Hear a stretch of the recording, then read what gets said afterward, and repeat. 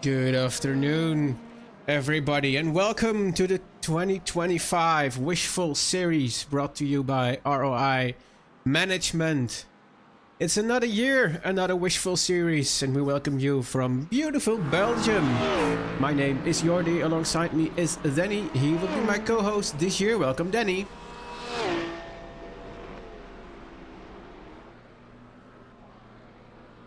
Not just a couple races. Absolutely, and I'm very much looking forward to working together with you, working together with the Eagle guys and the whole Wishful crew. There will be a live race control as well during this. Also, full course yellows will be in this race and this whole Absolutely. season. Yeah, that's new, and that's one of three things, major things that are new.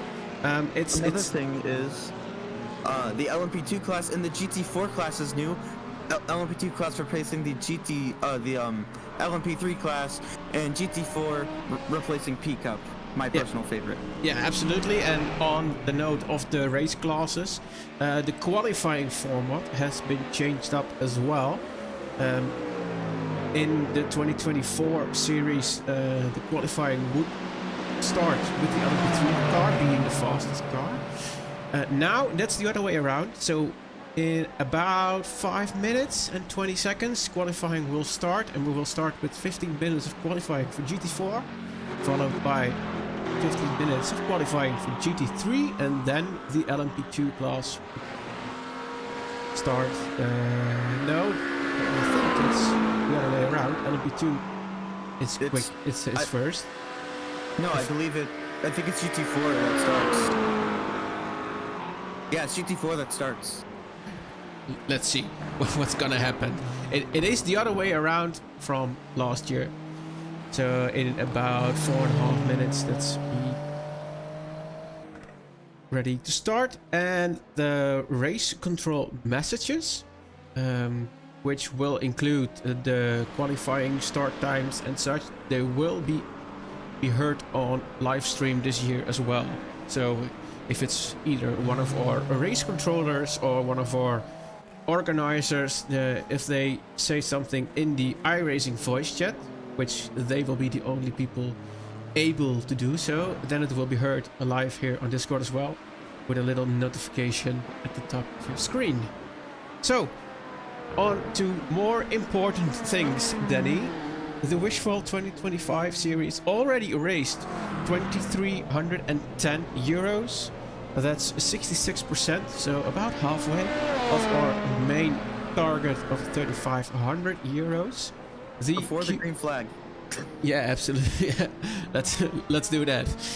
Yeah, the QR code on your screen. I've gotten some questions about that. The QR code on your screen is not a QR code that takes you directly to your bank app to make a donation or something like that. The QR code is taking you to the Make-A-Wish website, and there you can fill out your data. Bank details, then absolutely. Give to these amazing kids. I'll paste the donation link in the YouTube chat as well, and I will pin it at the top. The live timing is running as well, which can be found on livetiming.orl.nl, which will be live the whole race.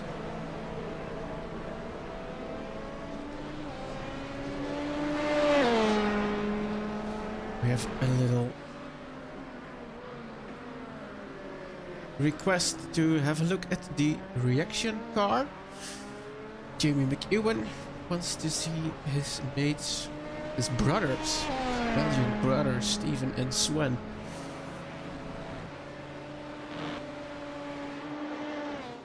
And we have the number 20. That's the Scimitar Sensations, that's the other one.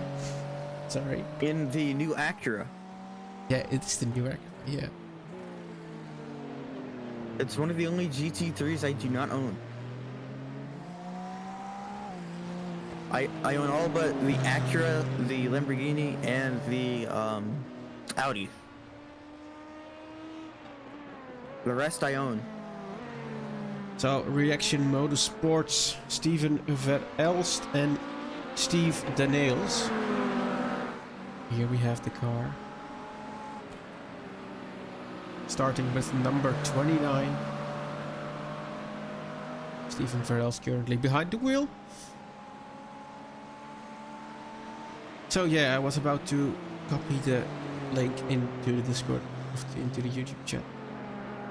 There's a lot going on for us, Danny, so please Absolutely. Live timing, the decisions from race control, and Twitch chat. Yeah, the Twitch chat as well, because this race is not only being broadcasted live here on YouTube, on our channel, but simultaneously on the Eagle Twitch channel. There's so much going on, I had to set up another monitor. Yeah, in about 5 minutes before the race, which was fun as well. Looks like 27 got a 4X.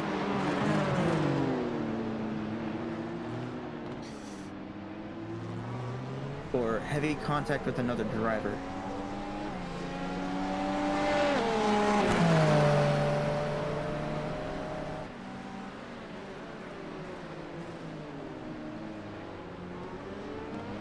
Mika Stappert, P6 right now in the LMP2 class, a very late entry.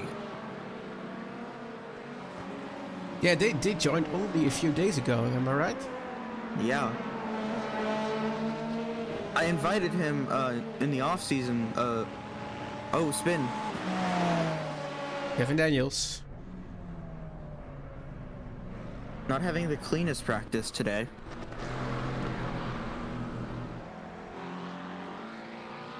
As I was saying, Mika, I know him personally. He's really quick. Well, at least compared to me, he's, I think, 2K. 2K, that's nice. Alright, so practice is over. We're gonna wait on the notice for the qualifying sequence to start, which has begun now. 45 minutes total for qualifying. 15 minutes per class, so this should be great.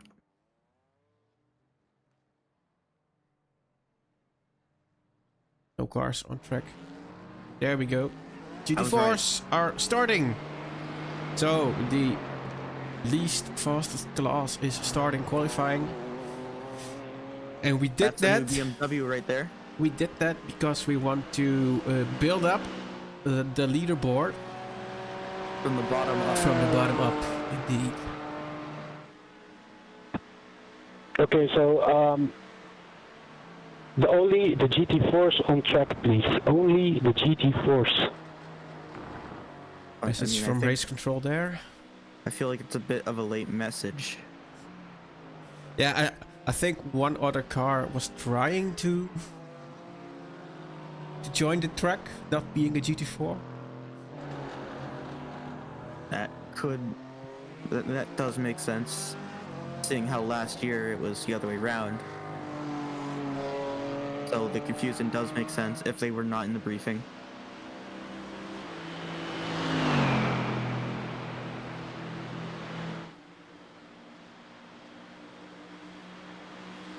Now 15 minutes is unusual for qualifying compared to the officials that most of these guys run. In iRacing officials, you normally get 8 minutes of qualifying and 2 laps. Yeah, and it's a lone qualifier as well, so... Here you get 15 minutes, public qualifying, and as many laps as you can run. Alright, now that qualifying has begun, let's have a little look on the different teams starting. How else could we start? The ORNL.nl team. It's the road division driven by Anthony Dorland alongside Frederik Rijsdijk and Simon van Dijk for this race. And then we have... Oh, 69 got a 4X. Yeah. Hendrik de Grave. It's gonna be fun this year. For the DT track guys.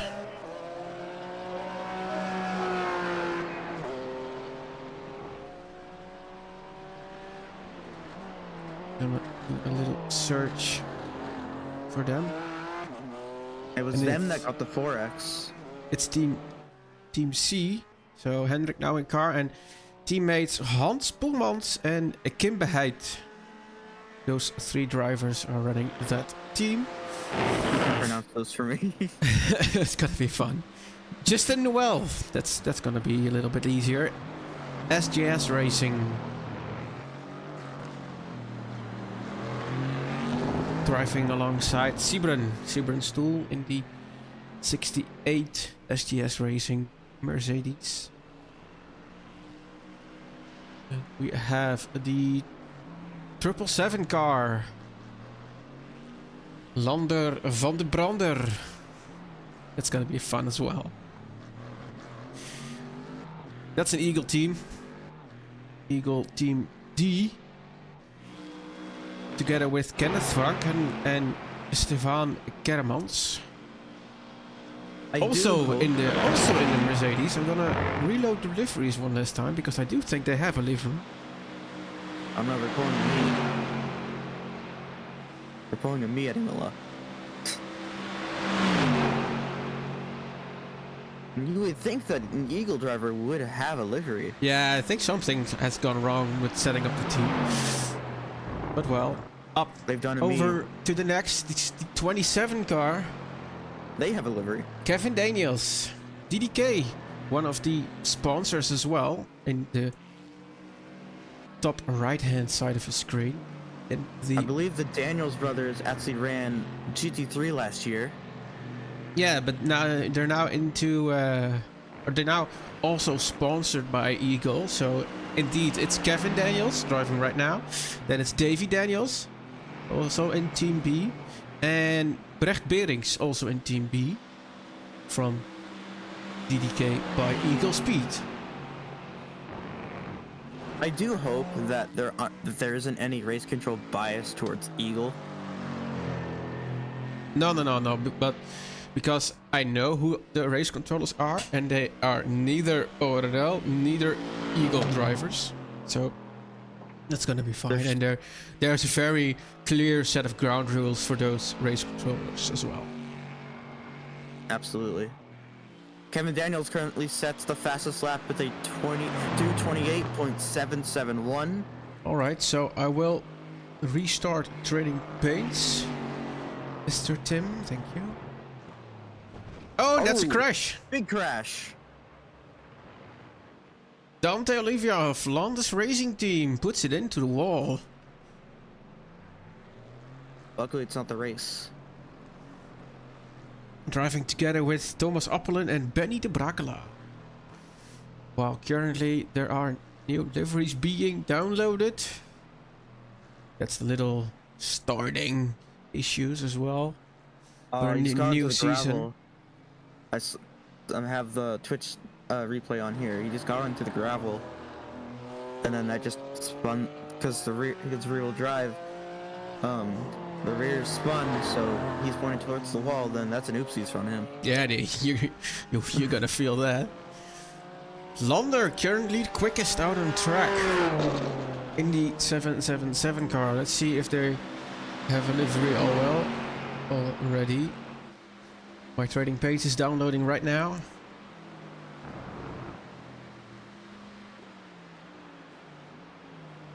We are currently still have 38 minutes and a little bit of qualifying left, so that's 8 minutes of GT4 qualifying. That's an off track maybe. Oh yeah, definitely. That has to be an off track.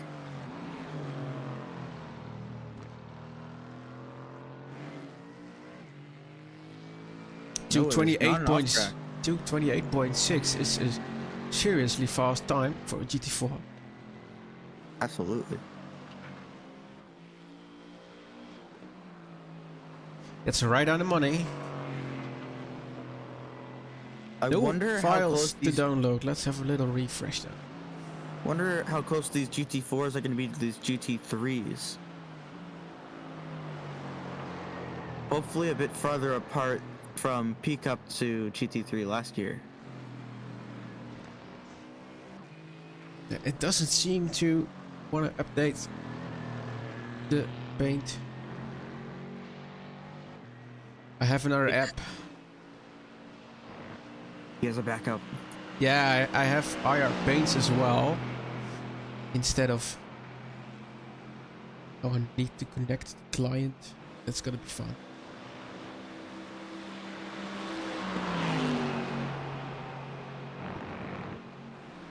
So, a whole lot of stuff to do in the first few minutes of the race.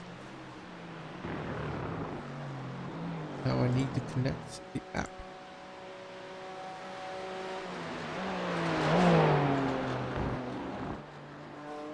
These guys are pushing incredibly hard.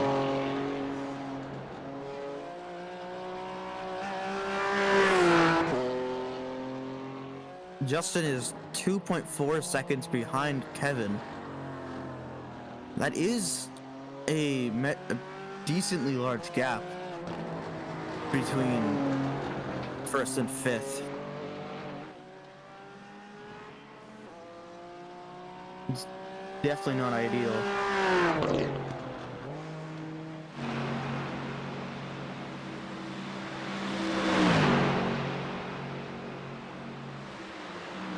And it looks like we have a €50 donation.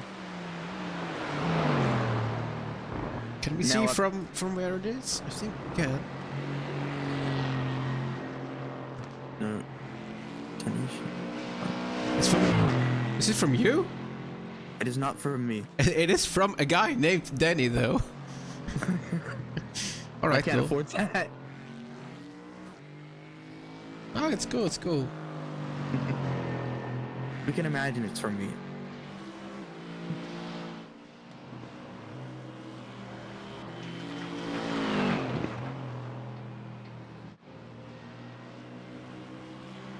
Currently, Kevin Daniels, the 128.0, the 27 car, in fastest time, first place.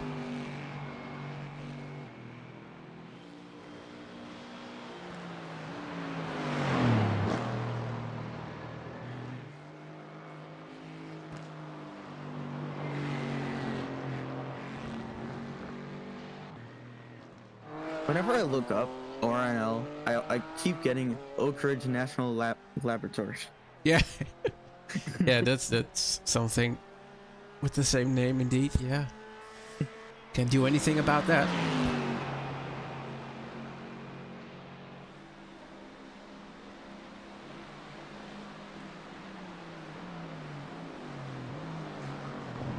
Before today, actually, I did look back at our old live streams from last season. Yeah.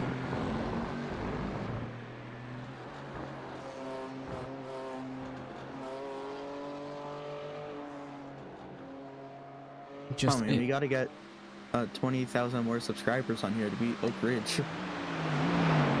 Okay, so That's IR our goal. Paints. IR Paints is connected now.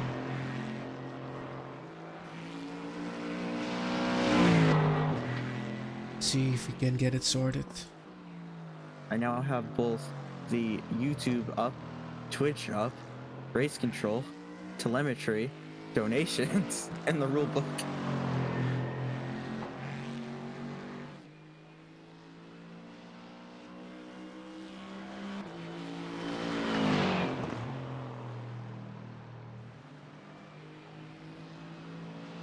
I believe Daniel's improved on his best lap. The €50 donation came from Danny van Putten.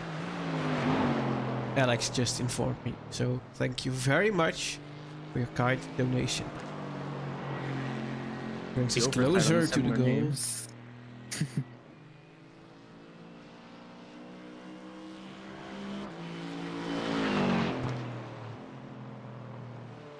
41 people watching right now That's cool. on YouTube. I am getting another some trading page errors though. And another 5 on Twitch. So 46 people total.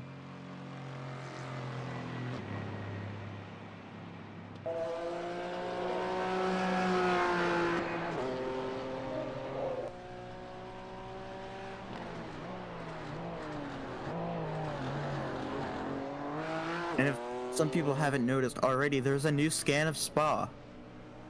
Yeah, I don't particularly like it actually. It feels way more GT4's open. 2-minute warning. GT3s, you can start lining up at the green cones, end of pit lane. Do not go out on track. I mean, this scan needed to be out like 5 years ago. Okay, I think I've got the livery problem sorted. Lander has paint. Yep. Daniel's car has paint. Noel car. Going out. SDS Racing, yeah, they have a paint now as well. It's updating as we speak. And those GT3s are going to be lining up at the end of pit road.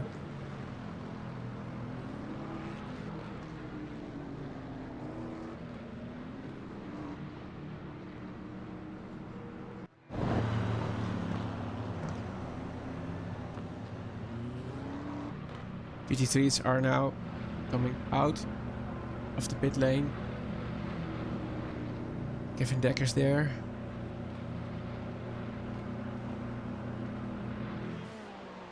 Which makes Kevin Daniels currently on pole in GT4 class, followed by Lander and then Hendrik de Graaf. Dante Olivia, Anthony Donald and Justin Noel make it the 6-driver field, 6-team field. The 5th and 6th are a decent way off of Kevin Daniels. Yeah, 1.4, 1.5. they're really quick. 28.0 is really quick. Little bit of a connection problem for Dante Olivia. Let's hope that's not an issue during the race.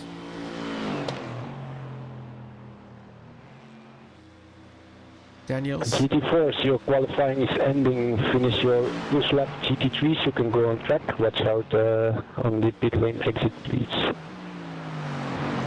The Mercedes GT4 seems to be really popular. Yeah, it's a good car. GT3 qualifying starting. There's Jeroen Diekman, R.O.I Esports.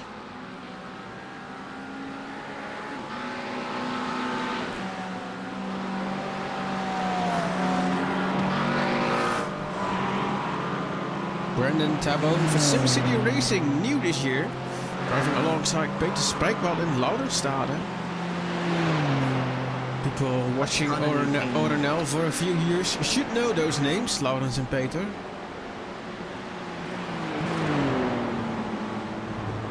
There is a ton of new teams this year in GT3, GT4, and LMP2. Ton of teams overall.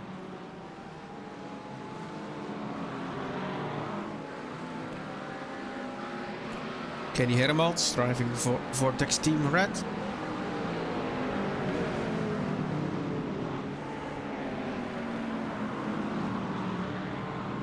There's an unknown little fella. Vortex Red driven by Vince Peters, Kenny Hermans and Lucas Romano. Let's have a look. The 446 car.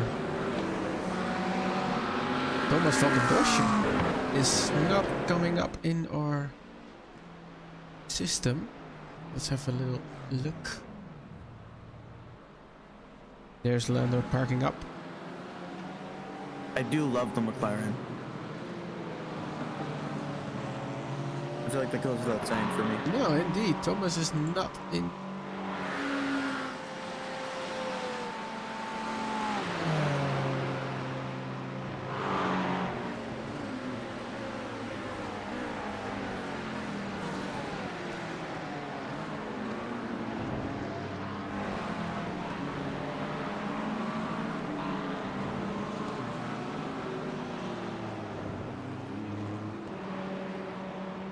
There he is, yeah. I think there might be something wrong with his driver ID. BMP last year only raced in the 8-hour.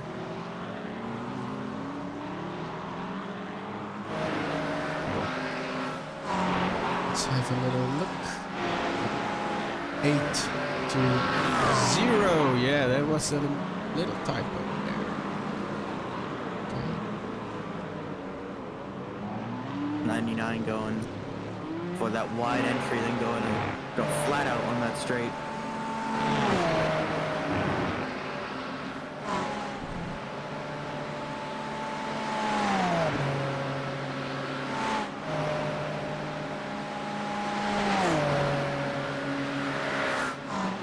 Let's see if it's fine now.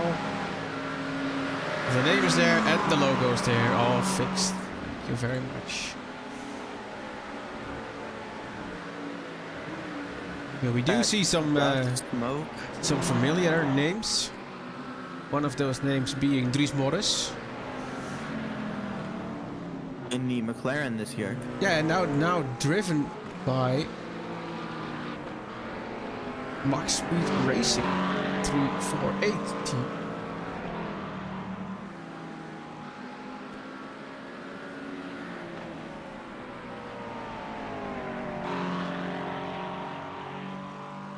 Now all the GT3s are really clustered up here, so I'm really thinking that everyone's gonna try and get a lot less bunched up, try to get closer to a single car running. Okay. Do you like to try and pronounce a driver name? No, there's a line in the O. No. Yeah. I think it is pronounced as Erling Böhme, but I don't know for sure.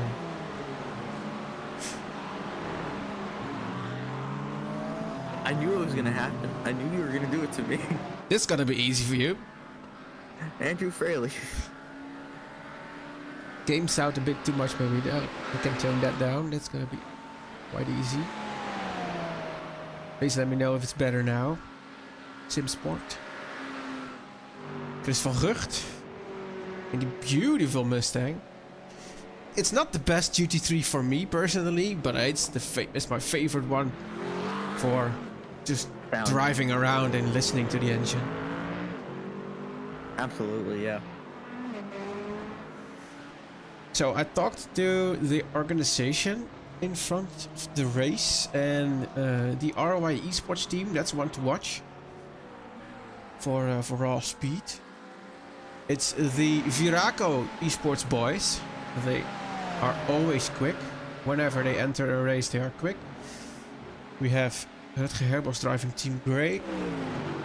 The other one is Chris Steiner driving Team Black in the Mustang as well. And then of course we have the SimCity Racing guys, which are all quick. It's currently Bram Lengte.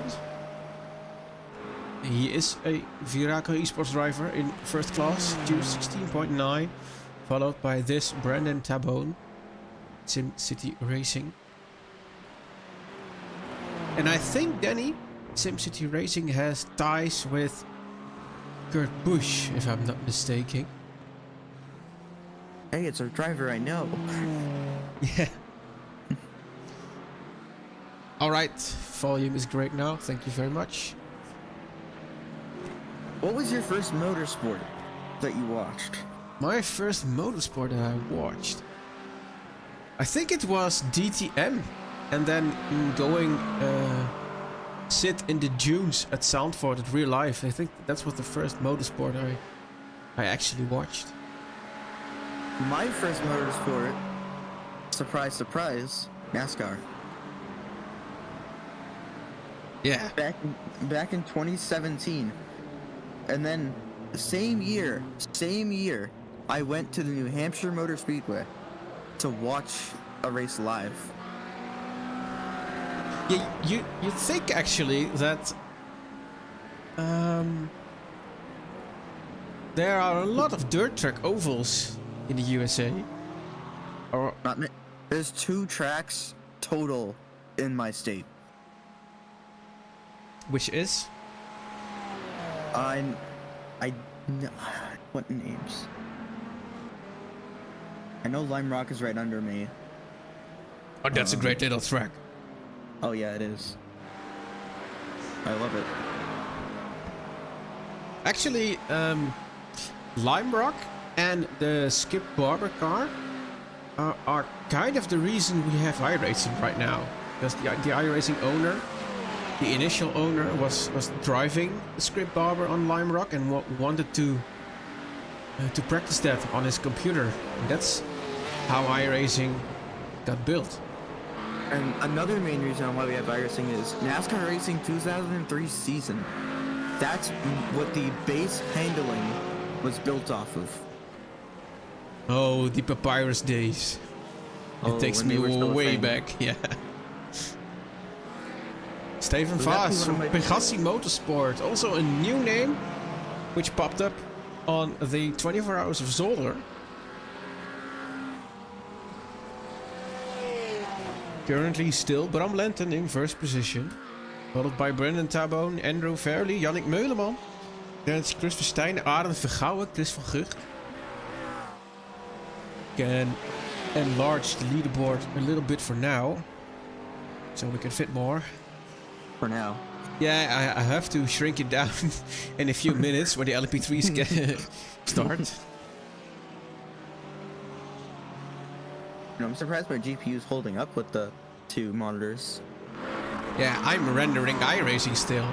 So, I've talked to you prior to the race. I have one monitor for Discord stuff and race control, like, what, camera controls and stuff. Then I have one big monitor where the broadcast is previewed so I can watch it. Then I have one for controlling the broadcast in OBS. Then I have the race control software running. And I have another laptop for things like checking donations and checking race control messages and stuff like that. And then there's me with Discord open on one monitor, and then on my other monitor, the rulebook, Twitch, YouTube, race control, telemetry, and donations. Bit more multitasking on my side. Flanders Racing Team, they seem to have gotten their join problems all sorted out, because there was a little bit of joining with the wrong car, joining with the wrong team, some kind of stuff like that. And it looked like they were gonna have a quali ban, but I see them driving, so I guess it's all sorted out. Was that a Thrustmaster sponsor I saw on that McLaren? Could be. It looked a lot like it.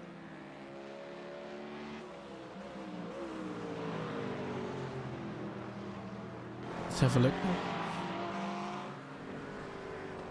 It was on the side. I see Fanatec on the front, yeah. Yeah, that's a Thrustmaster sponsor. The things I noticed. yeah, why shouldn't you? Yeah, I only have Thrustmaster gear, so why wouldn't I notice? Thrustmaster wheel, Thrustmaster pedals. Yeah, I'm kind of mixed and matched. Most of it I use is Symagic stuff. Oh, there's a crash! Was it? No, that was not Morris. It was Hermans, I think. Was it?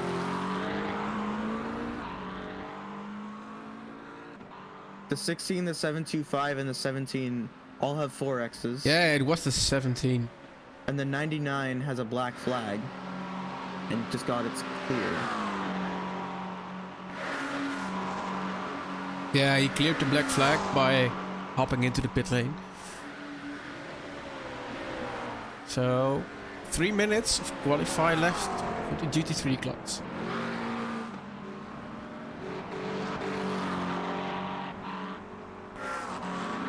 GT3 class, just so close. Two seconds is the gap from first to last.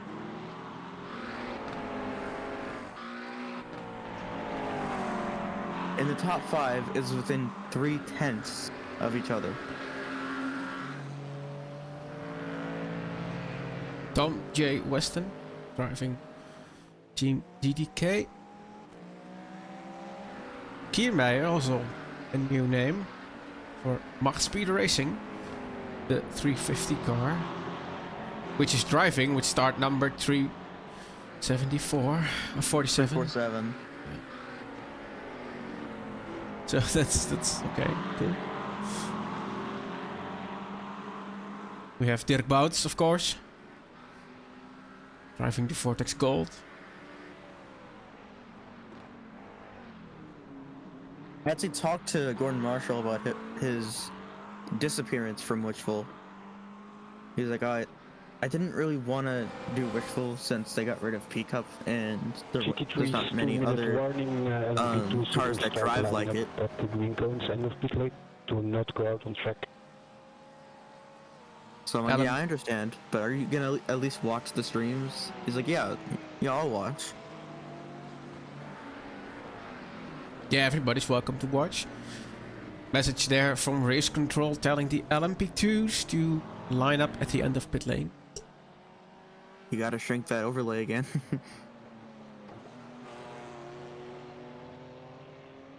Yeah, in about 3 or 4 minutes when they're the first few laps.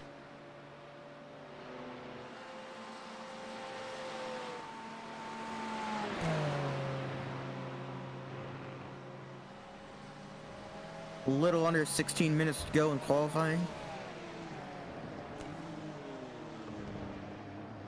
And then 6 seconds. hours of racing at Spa-Francorchamps.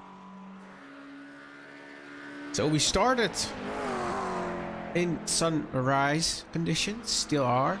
It's currently about 10 AM on track. Virtual time. 9:50 actually. But will we see rain today? No, we will not see rain today.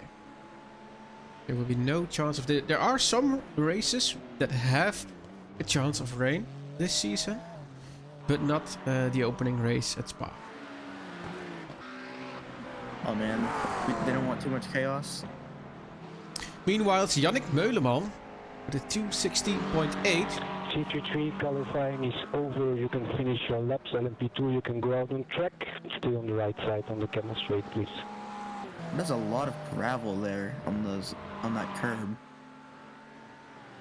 Yeah, and it will not go away when we start the race. Yannick Meuleman, 2:16.8. Then it's Bram Lengte, Brandon Tabone. Followed by Chris Verstijnen and Arnold Vergouwen. That's our top 5 in GT3 qualifying. Something I love about my mic is I can just tap to mute. Yeah, I have a button for that. But So I do if I- also have a swear button on my Go XLR. So if you hear some beeping during the stream, that might be me. Yeah, during racing I think I'll do that, but On here it's not really that natural. There we go! The LMP2 debuted here at the Wishful series. The B engine. It's one of my favorite cars actually to drive. It has been a little bit nuked in the most recent update from You can't have it iRacing. this low. My 3-year-old setup is broken. I can't use it anymore for Sebring. You're on board with Tim Trump, A&R Endurance Esport. I remember him complaining about me a lot last year. Oh, Kevin Deckers wants me to test the swear button. Well, let's go. Here we go. Don't know if it's actually coming through on OBS as well. I didn't hear a beep, but I did hear a silence. No, I think I see a mic output going into OBS when I press the button. So I would have to listen Wow. on to the broadcast. It works. Yeah, take a self note. 12 minutes to go in qualifying. Well, actually 13 minutes to go in qualifying. There should be some beeping. Yeah, I've got the confirmation in Discord chat. It beeps. Oh, fun little gadgets.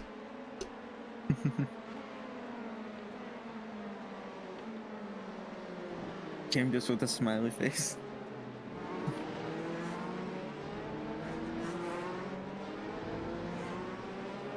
There we go.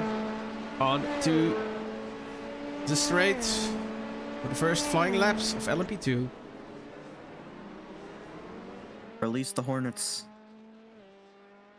Kurt Verstraeten, Eagle Esports S. I do actually have a buddy in the LMP2 class. And he got I believe it was a 206 in practice. So Yeah, let's see if he can I replicate don't really that. know if that's quick in LMP2. We shall see. Meanwhile, it's Thijs Rouvois, driving the BMC Motorsports Green LMP2.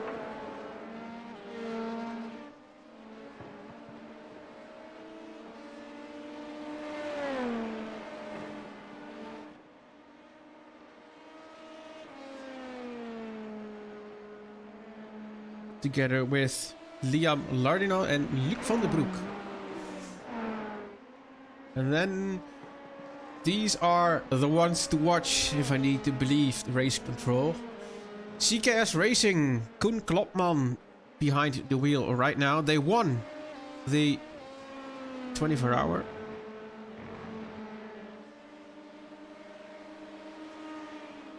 Together with Fabrice Cornelis and Thomas Stockmans. Start number 2.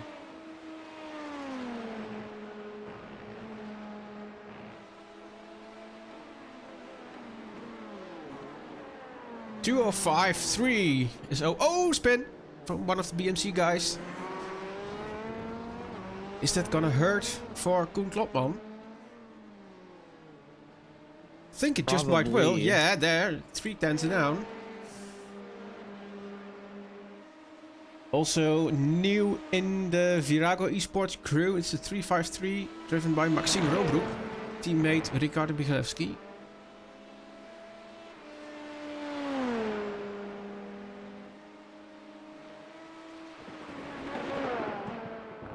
Yeah, Kim, that's a good question to have the standings change the team names as well. I can do that, but it's not gonna be on a switch based. So if you want teams for a little while, I think maybe in the second hour of the race, if it's all been settled down, I can do it. I'm still working on having that changed for like every 30 seconds or so. That was really on the limit of the curb. Haverans driving Sim Formula Europe, one of the new teams, together with Bravo Vellen and Walt Mullard.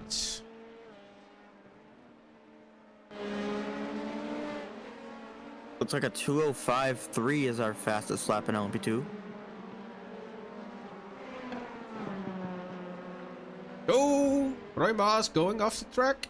72 car. Stage 1 gravel back on the track. Stage 1 racing is here with a lot of guys. Let's see, they have the Stage 1 Racing 83 crew, which is Ivo van der Linde, Hans Blankart and David van Slambroek. And then we have the Stage 1 Racing Seniors, which is driven by R.O.I Maas, Matthew Molenaars and Tony van der Linde. Here we have Glenn Grondelaars, DG Tracks, Team A. It's quite busy on track with these LMP2s. Oh wait, never mind. That's the wrong one. I reacted so late. To the R.O.I Maas crash, yeah. Yeah.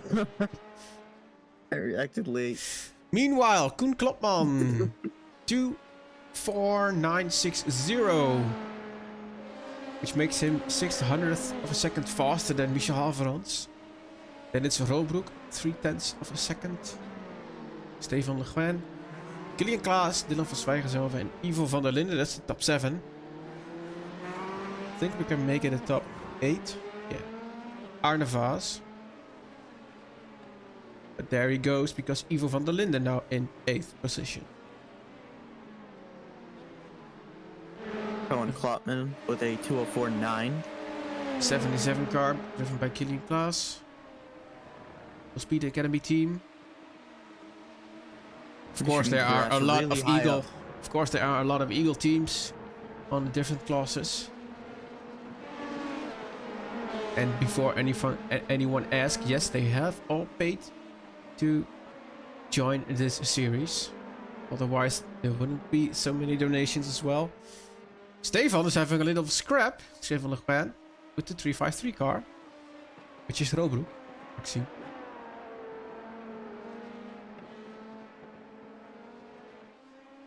I see a little bit of sport for Glenn. The 123 GT3 car. Let's hop on board for a little while.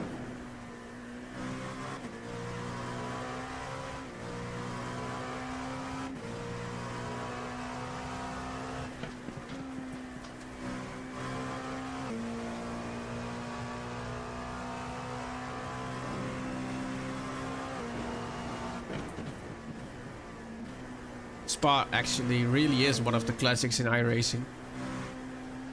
Since 2010. Yeah, personally, I don't really like the new iteration, new rescan, but oh well, I think it's good of iRacing to stay with that time. I do wish it got rescanned like 3 years ago. Klopman still in first position there. He's starting another lap.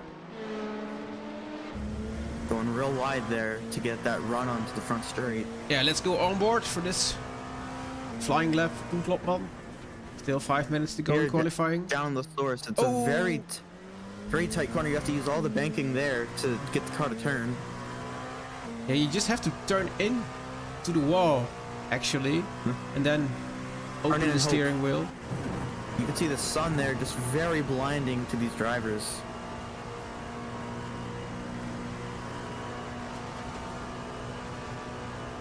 Which is why I'm actually surprised that none of them opted for a matte black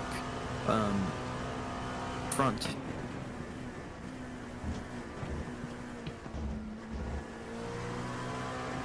Just carries so much speed. First sector is not a personal best for Cooper. It's gonna run into some traffic as well. A little bit of a missed apex there. Yeah, this lap's gone. Yeah, this He knows it as well. It's too loose. Where's Haverhans, our current P2?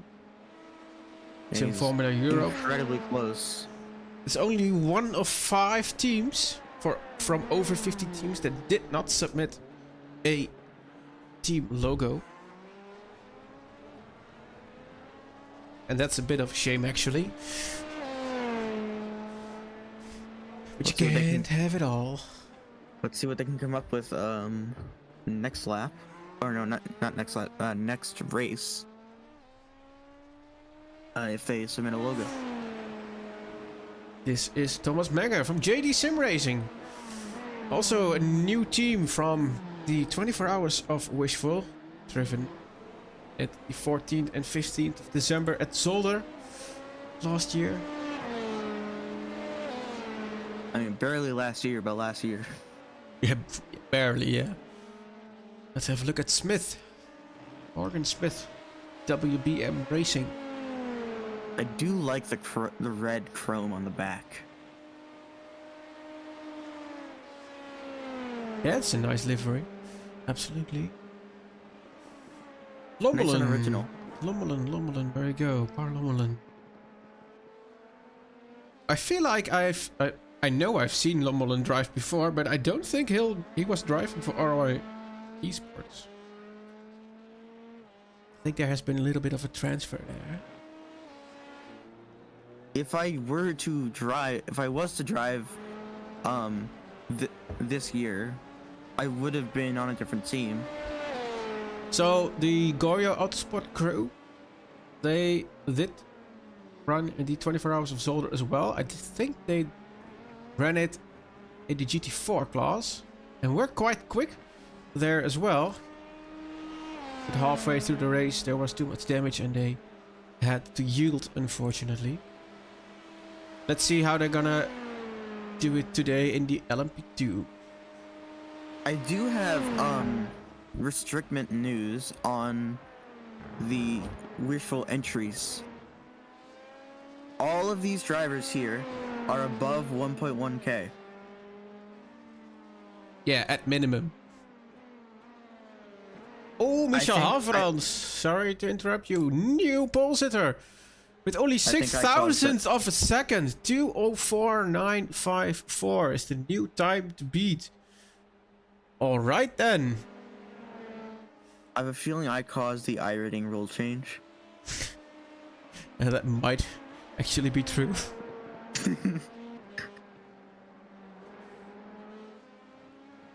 I see support for Stage 1 Racing from Adi Fernando Koenen and Timpy saying he's driving for Flanders Racing Team. Good to have you in the chat here as well. So now, 1 minute and 30 seconds to go. The CKS Racing crew is not on track, so there will not be another attack on Michel Havrans' time from them, actually. How about... No, Robroek is also in pit lane.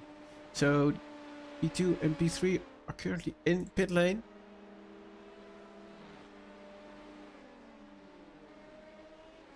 And a lot of cars are slowing down already. That's the 111 car from Akram. He starts this lap, so he is able to finish it.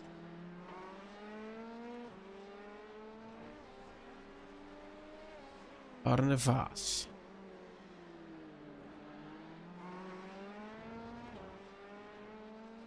From Eagle Speed Academy, it says the stream is lagging on Twitch. Yeah, the Twitch stream is not being broadcasted from here. Yeah. One of the Eagle guys is relaying it to Streaming. their... Yeah, it's taking your stream and then putting it on Restream and then streaming it to Twitch. Yeah, so there's gonna be a little bit of a delay there, but it's lagging, you say? Yeah, doesn't look like it anymore.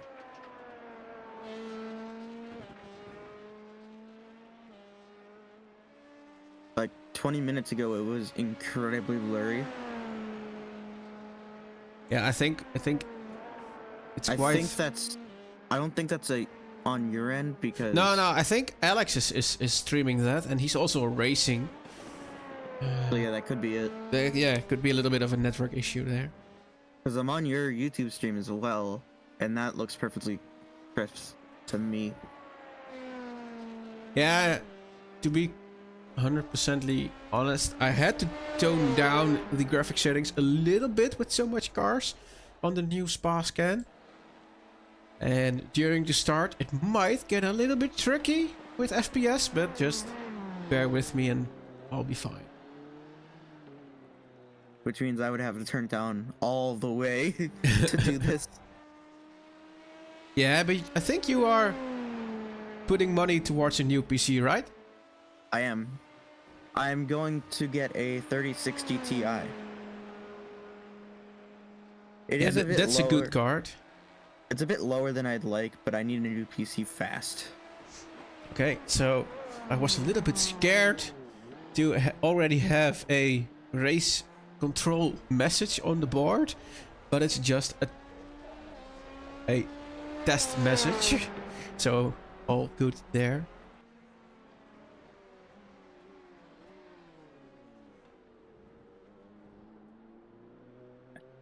Oh, I just saw the test thing. Yeah, there's another one, but I don't think we should announce the reports when they get in. I think we should only announce them when a decision has been made by race control. I mean, we could say under investigation. Absolutely. Because I know that's what Formula One, that's what WEC does, that's what IMSA does, what everyone does. Except for NASCAR, because Yeah, so screw penalties. to stay true to that, the 59 team A&R Endurance Esports is currently under investigation by race control. That is such a close poll time. Absolutely.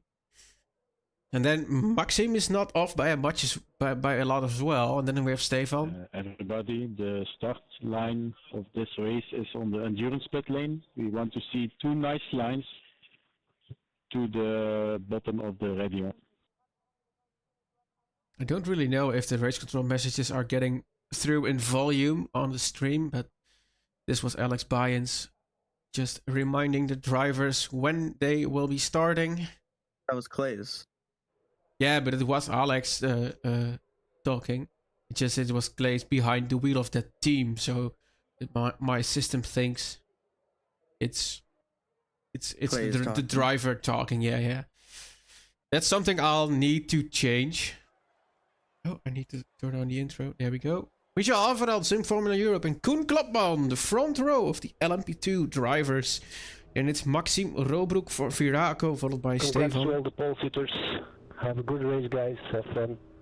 Remember why we are doing this, and thank you. A little bit of a message from Stefan there. Thijs Rouvra and Akram Zinon, BMC and Gorio Autosport. Next, starting a row for A&R Endurance Esport, Tim Tromp driving. Joris Ooms is alongside for Mach Speed Racing. Quinten van der Wijk, DLR Simlab. Killian Klaas, Eagle Speed Academy on 10th position. On 11th place is Gilles Villepaat, DDK by Eagle Academy P. And then it's Dylan van Zwijgenzoven, Eagle Speed Academy. Next up, it's the A&R crew. Patrick Rothard, 59 car in 13th position. Ivo van der Linden for Stage 1 Racing in P14. 15th place is for Glenn Grondelaars, DG Tracks. Then Parlommelen, R.O.I Esports Team 3. Heading over to the 17th spot, Roy Maas, followed by Mika Stapert for Pulse Motorsports.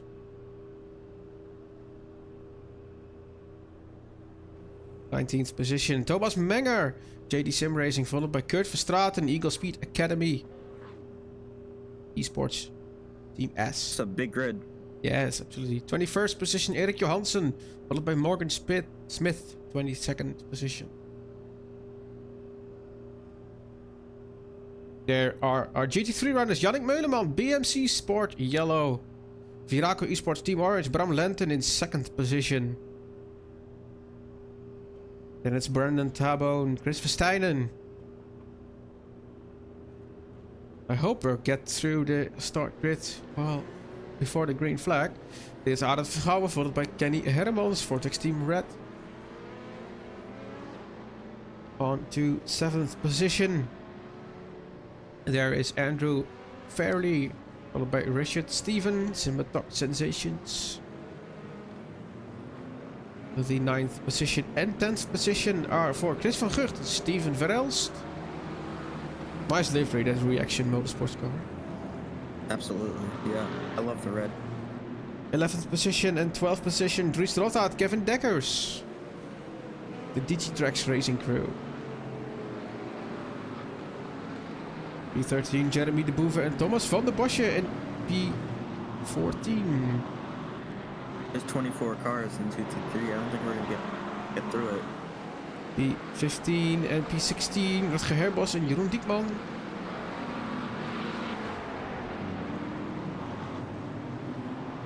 17th position and 18th position, Leon Kiermeijer and Erling Beumer.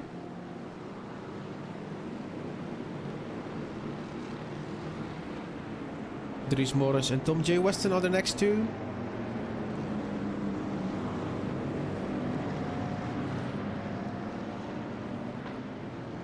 First, Dirk Bouts and Bart Scholat, 22nd car.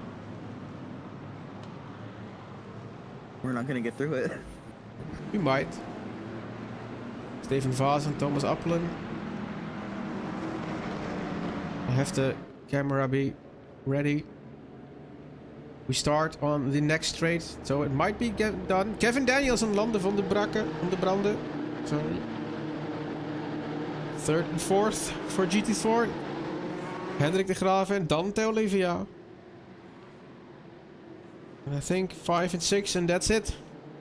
Yep. We made it. Andrew Donald and Justin Noel. We made it just in time. Let's go. And getting ready to go green here at Spa.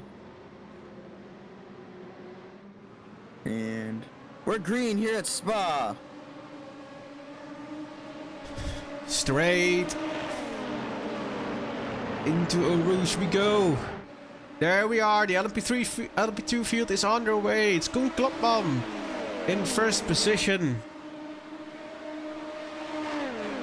Over to the GT3 start. There they come. Everybody's just so close to anyone.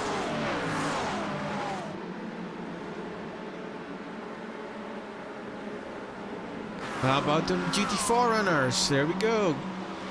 Kevin Daniels in the lead.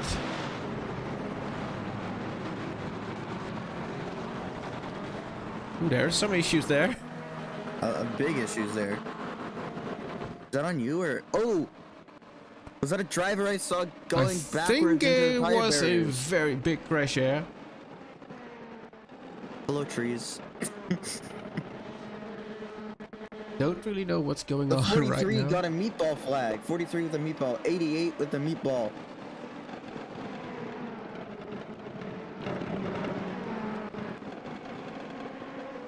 That's Mika Stafford. Don't really know what's going on right now.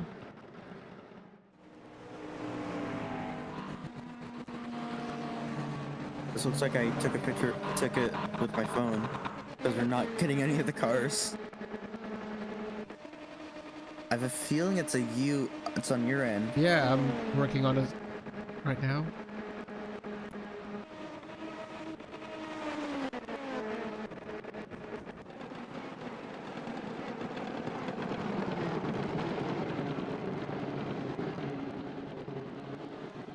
I can see where the problem is laying.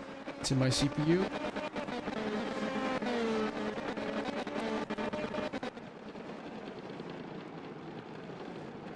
Maybe close a couple tabs. Yeah, I'm doing it.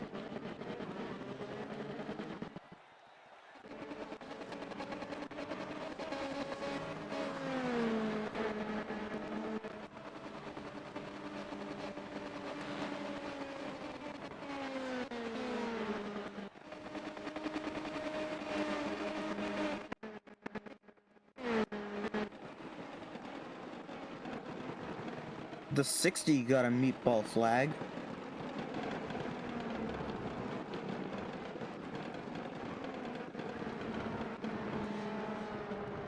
It's improving.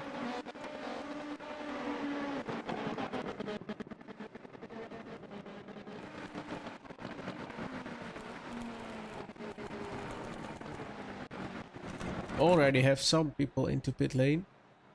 I'm surprised there wasn't a safety car. I don't think it's that big of an issue.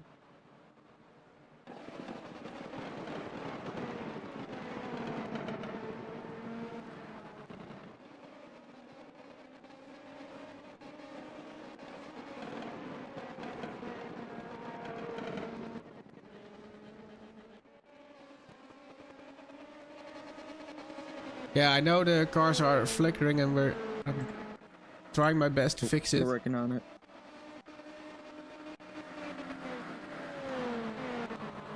Okay, I'm gonna go to the wait screen for just a few minutes. See if I can get it done.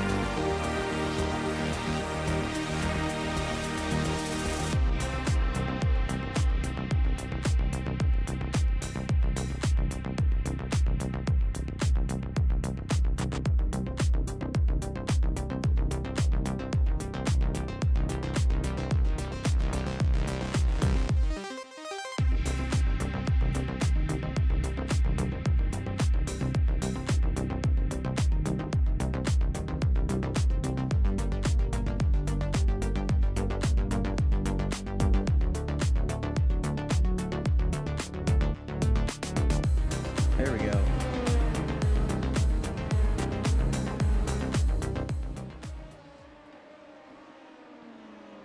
All right, we are back. Hoping it's gonna be better from now on.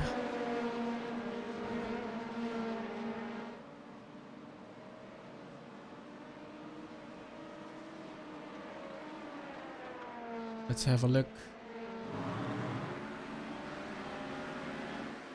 So Koen Klapman is still our leader in LMP2. Yeah, there we go. Getting flashbacks to LMP3s.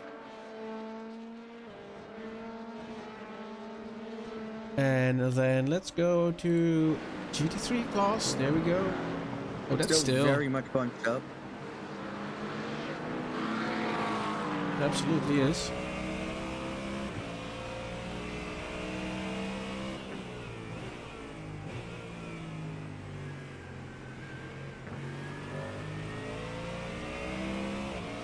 Very close still.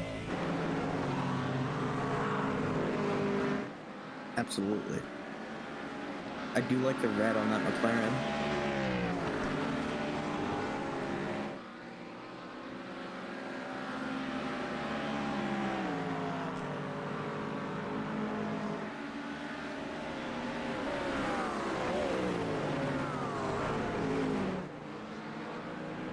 Teams have definitely stepped up their livery game this year. They absolutely have. Eagle roughly the same, but everyone else absolutely amazing on what they can do. So, there we go. No more flickering. No more flickering and back live. Let's see. Back into the action. Yannick Meuleman in second position. A 42 BMC Motorsport yellow car.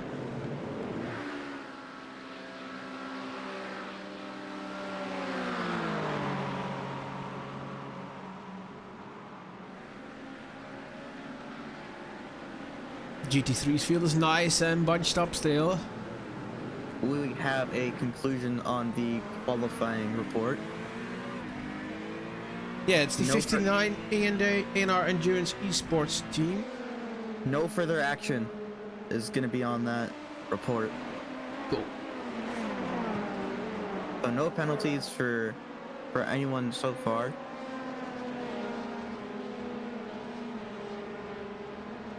We have a look at Patrick Rothard on board. Behind. Very bumpy that inside is. Yeah.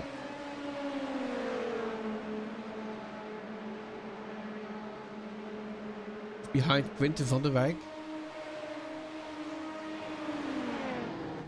Robroek fighting with Michel Haverhans for second position.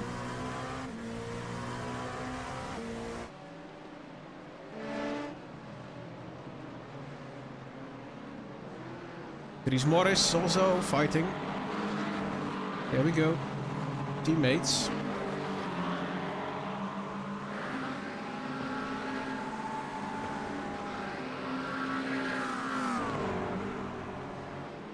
Stop it. The 420 car. Driving Pils Motorsports. He's quite aggressive, so I have a feeling he's gonna go for a move. Yeah, can he get the If move not, done? no Rouge. It's a little He's way bit too far back. behind. Yeah, it's far. But he's definitely gonna try something I can't see. The sun is so brutal. Oh, and it's GT3 GT4 runners already. Already caught up. Did not get the move done. I will say, Mika's livery is a bit bare bones compared to the rest of the field. How are the SimCity Racing guys doing? In third position, Brendan Tabo. Is he going for a move into the La Looks Source like hairpin? he's gonna go down the inside of La Source. They're side by side coming out on the exit. Mustang using all the available track and more. It's a rocket ship down straight and it gets in front once more. But now, here we go.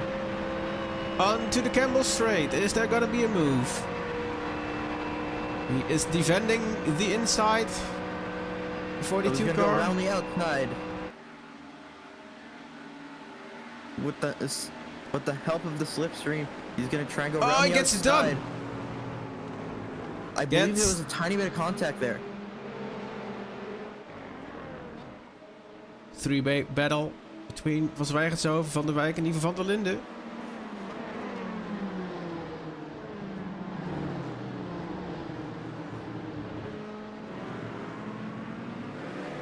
One of the DDK cars. It's a really big eagle sandwich.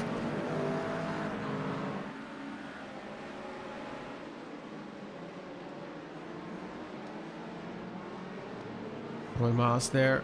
Needed to pass the GT4.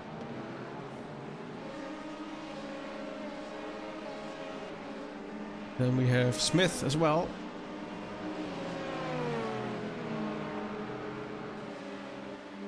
Morgan Smith. On to Camel once more.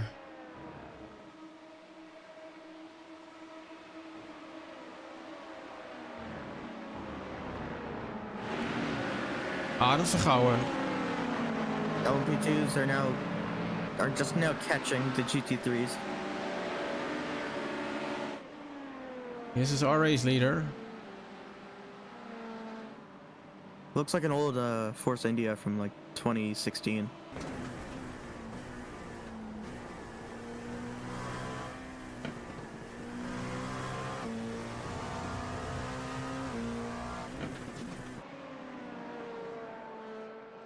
The number 2 car. That's It's on the easily an limit. off track. That's an off track. Yeah, it was. It was actually.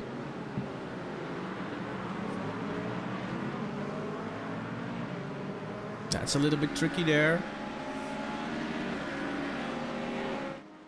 Everyone's in a line. If they're not in the line, they're side by side.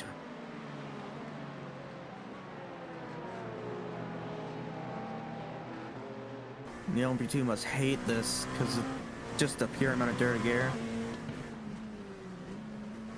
The car in front, the LMP2 in front, he's a lap down. That's good for Straten. Yeah, it's kind of difficult to judge on what you would have done there.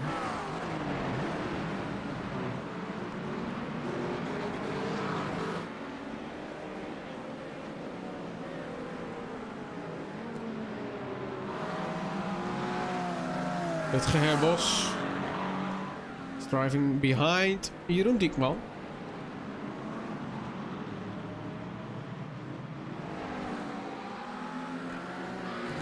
There has been another report, multiple actually. The 29 Reaction Motorsports crew is under investigation For not holding their brakes after a crash. Yeah, that's a big offense if it's true. And the 349 Mach Speed Racing crew is under investigation for wrecking. Can provide additional evidence if needed, but the 29 doesn't say that, so... No, but I think race control will look at the incident, and race control will not only look at the incident from a point of view from the reporting team, but also from the reported team. So it could well be that the teams reporting another team get a penalty themselves because race control thinks they're the ones in the wrong. Alex already looking at the number 127. The Trackscars import specialists, trackscars.be. R.O.I is in a fight once again. R.O.I Esports, it's the second team.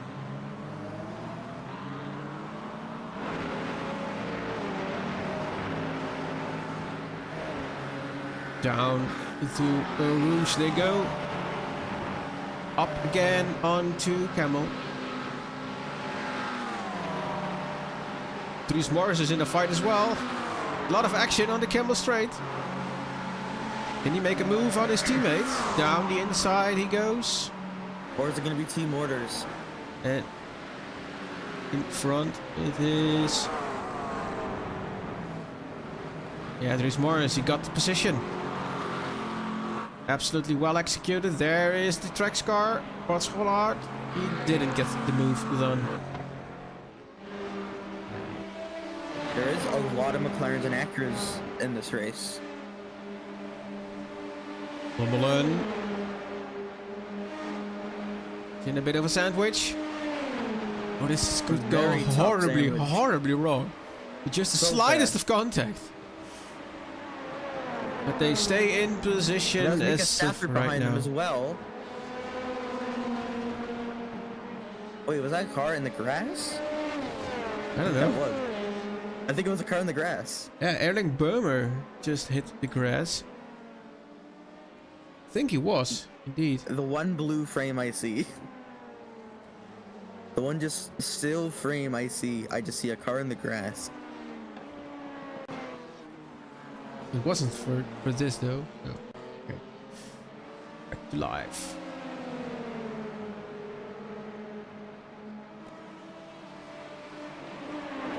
You can see the debris fall from cars. That is actually new. That's actually a new update from iRacing. Yeah.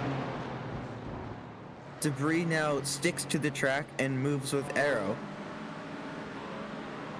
LMP3 now mixing up with the GT3 field. LMP2, I'm sorry. I'm still used to having LMP3s in Wishful. I know. I would have done the same thing.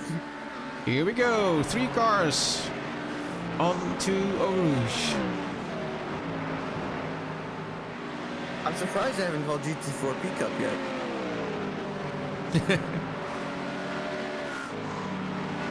Chris Versteiner pushing along. Is he gonna get this move, or is he just trying to work together and get closer to the rest? I think it's the latter.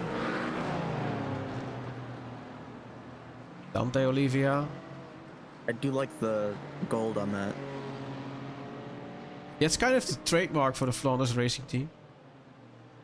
I've always liked gold liveries. Meanwhile, Schollaert is bright red on my screen, which means he's in a fight, and yes, he is. Oh, that's a little bit of a dive. Ooh. That could have gone horribly wrong. That could have ended badly. We don't want a Magello. Daniels, Kevin Daniels, behind one of his Eagle teammates. It's a 777 car. Let's head over to Roy Maas. Down the inside of the 420 car he goes. That's Mika. Snapper. Oh, we got a penalty for the for the 349 for Yeah. causing a collision. It's a drive-through. It's a drive-through for the Max Speed Racing crew. Oh, there it goes by system. Once Oh, it's more. a 127 got a drive-through for causing a collision. It's the reporting team. Yeah, so indeed, the 127 team is the reporting team. They got the Got a drive-through. penalty. Gilles Philippot. I'm very familiar with those. He's in pit lane right now. And that it's a drive-through, so he's now doing... Oh, there's I no think black that- flag. I think race control is working on that now. And I know race control is working on the incident with the 29. Here we go, into traffic. Ooh, Oh! that's a half spin, but he saved it. So, Those tires are gonna be hot. action-packed. Verstappen, can he try to gain? Already so much good racing, not even a half hour in.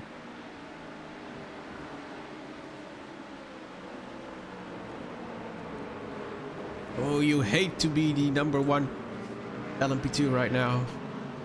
Oh, I'd hate Here to be in telling traffic. right now. And he's going straight for it. No hesitation. If you head on board with Haverland. Oh, that's tricky. Yeah, because you don't know if they're going to come out wide and you can cut in. Yeah, but also he has still got eyes on Koen Klopman. He is a little over a second behind. Now but you're he's going gaining to... quite Oh. quickly.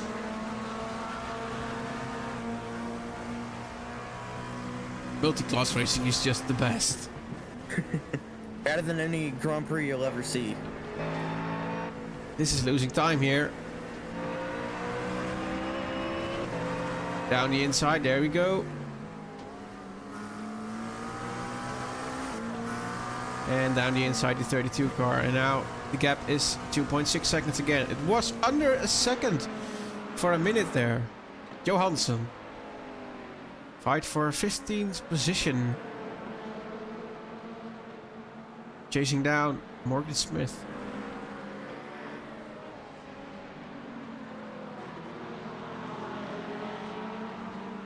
I do appreciate this live race control. Mika Stappert in traffic. Yeah, the live race control is a nice addition indeed. Oh, Stop and go for 10 seconds for the number 29, causing a collision. that's the Rexian Motorsports crew. For not holding their brakes after a crash.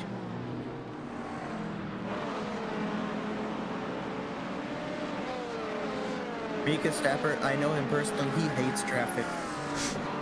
Well, he's in the wrong. He's in the wrong league for that. Okay, let's see. Steven Verelst, indeed, the 29 crew. What did they do? I think it's in lap 4. I don't know if I It can. is lap 4. Can I see this? Yeah, we can see it. This is a replay. Oh, that is a big impact there. Not holding the brakes. No, he didn't hold the brakes. No, Oh. he blipped them. He on and off brakes. Shouldn't have held the brakes. Okay, let's clean Stop cut. and go for 10 seconds. There we go. It was completely obvious. Back to the racing Back action. Ooh, Lommelen is... That is a big group right there. I can say from experience of being the faster prototype, and I can say from experience of being GT3 or the slower class, we do not like someone right behind us flashing their lights constantly. This is for race lead in GT3 class. On board with Brandon. Chasing down Bram Lengte. I think that was the last of the GT4 runners in traffic. They've got them all. In an hour, when this fans out, this is going to be a lot more calm and a lot more one-on-one battles.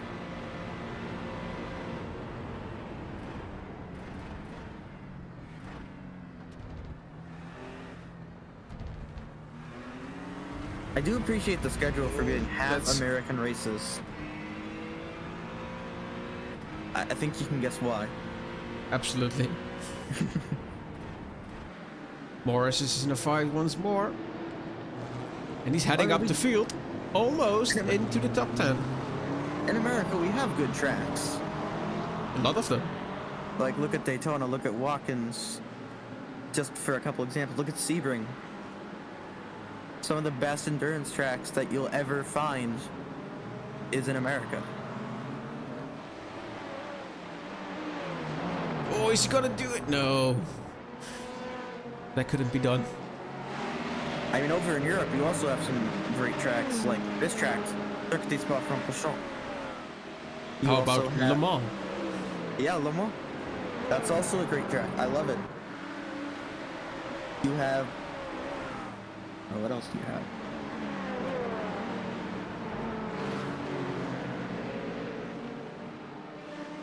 This is for You have P3. Silverstone. Silverstone, yeah, absolutely. South America also has a bunch of good tracks. Like Brazil.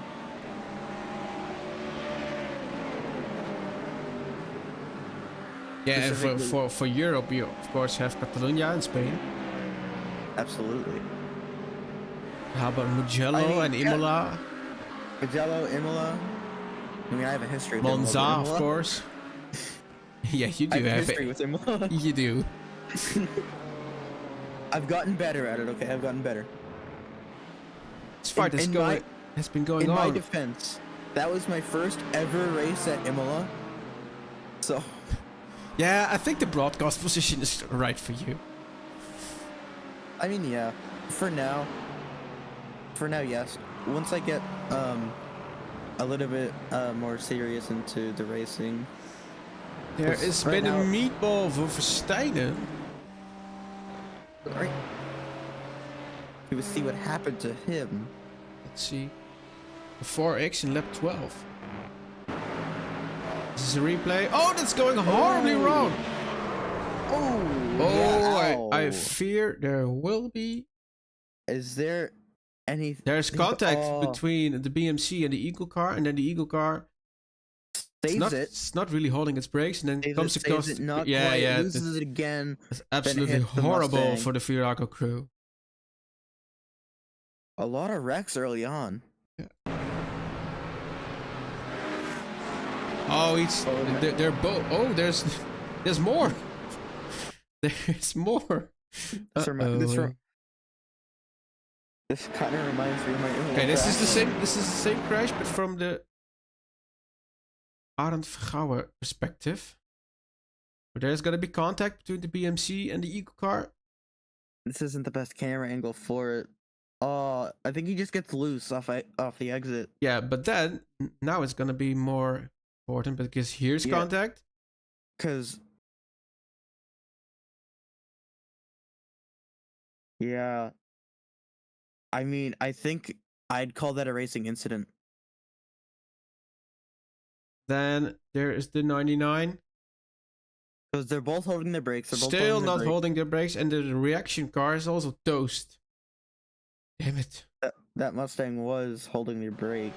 Damn. It's not what you want, actually. That's always my first instinct, to just slam on the brakes whenever I'm like backwards. Because I know I can't save it from backwards. I'm like, or at least, if I'm not looking at the track, I just slam on my brakes. It's Killian round the outside. Can he make it stick? No. I do Oh, like Lord. how they made that outside asphalt slippier than the main asphalt to kind of stop track limit abusing. A little bit of traffic management here. Ommelen. Nice switchback. Doesn't lose too much time. Hairbus is also in a fight with the Mach Speed Racing crew. Oh, onto the grass. A lot of effort and a lot of risk. Down Blanchimont. This Maybe feels like the end of Wishful 24. we're only half an hour in, Danny. What's going on? I don't know. Remember Laguna Seca?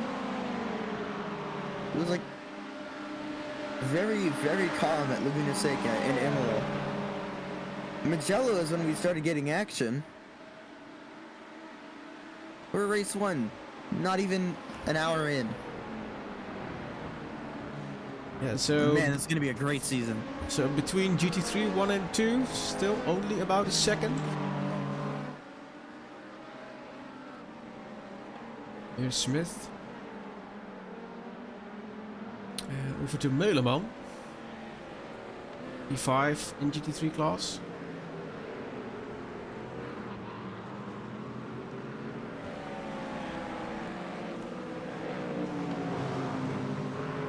This Boris is getting darker onto my computer screen again, which means he's in a fight. And he is. This with Rutger Herbos. He was in 11th position. Now he's in P12. I hope we get more entries in the GT4 class. Yeah, maybe they will get added during the season. Little three-way battle here. Quinten van der Wijk in the middle. Because if you remember what happened Plus- to Speak Up, it was like 3 people every race. Yeah, but there is still time to grow. Exactly, it's the first race. Let's hope I don't curse anyone, but the commentators curse. I almost did last year Yeah, you almost did. at Le Mans. I was talking about an LMP3, and like he could go faster, or something like that, and then he almost spun. We are still on 2,360 euros. QR code for donating is on your screen. Let's add some euros before the end of this race.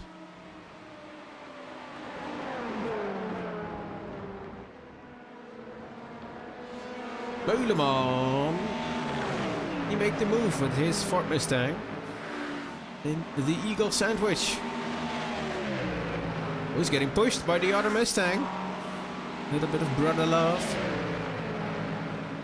And there's an LP2 as well. That can be tricky. Yeah, LP2 has to wait. These guys are fighting for position.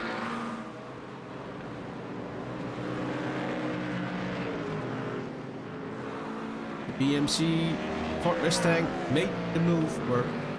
Chris van Gucht also there, which was the other Mustang. And it was Lommelen. No, it was not Lommelen.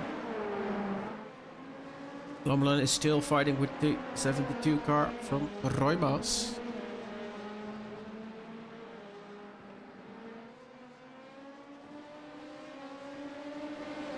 Fairly 26 car.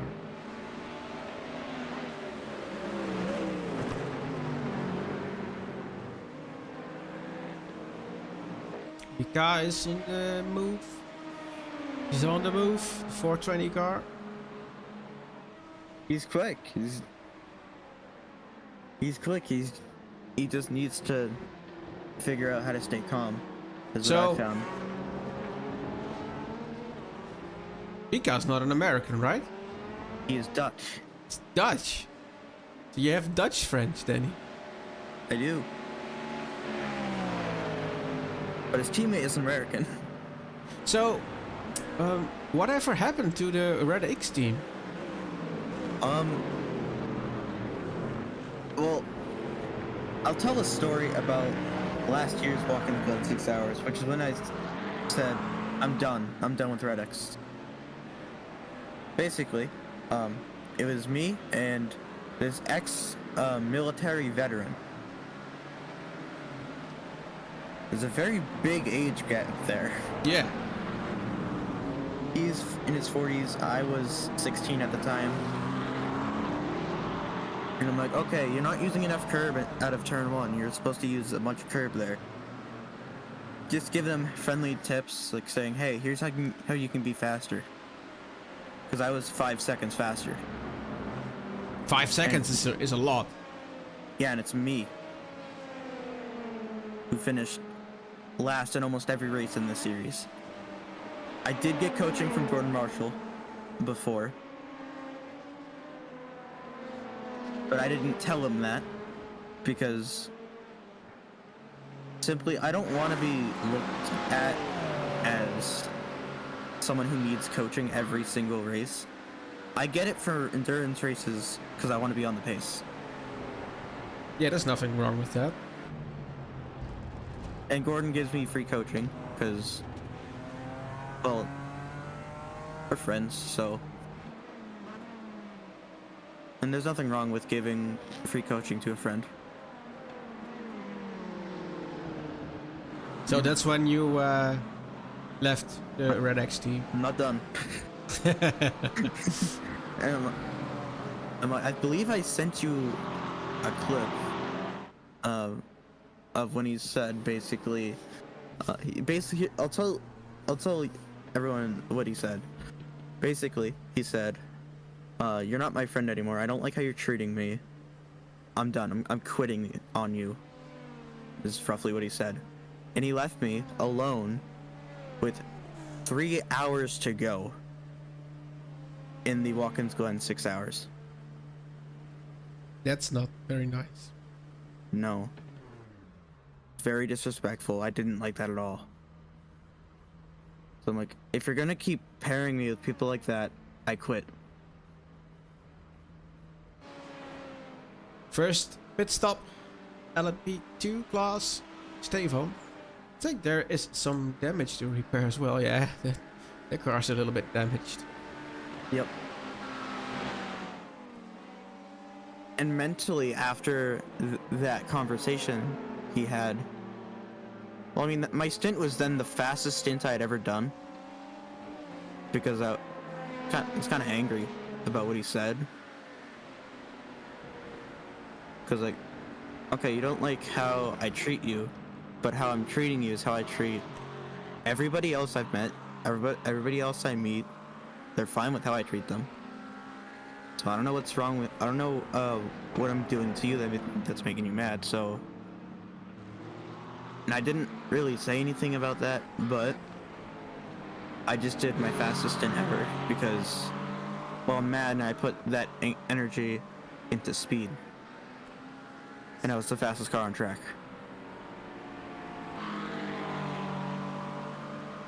Okay, so the 349 team, Max Speed Racing and the 126 DDK by Eagle are under investigation for a dive bomb with contact. The 99 and Eagle Speed Academy and the 42042 BMC Motorsport Yellow are under investigation for causing a collision. And then there's the 351 Viraco Esports team and the BMC 42 as well, which was the big contact on Camel. He's under investigation for an unsafe rejoin, so you can expect something there. It's busy in the pit lane. Mika Stappert up to P2. Yeah, he didn't stop. Patrick Ratheth now in leading position. I wonder if he did fuel saving. Are there gonna be some driver changes? Yet Daniel White is into the car. Philippe Verbert is into the car now. I was talking with Mika before the briefing. I'm like, oh, what's your strategy? What are you thinking? He told me they're gonna swap every stint, so we can expect his teammate to hop in. Koen Klopman is doing another stint. He started the race and he is still at the wheel now after the first pit stop. There is the Eagle car. 66. Philippe Verbert now. There's the 83 and the 77. There are some GT3s coming into the pit lane as well. I think they're trying to split up strategies. from the Acura rest now of the field. exiting. It was in the driver's briefing that if you leave the pit lane, you stay on your right hand side on Kimmel Straight.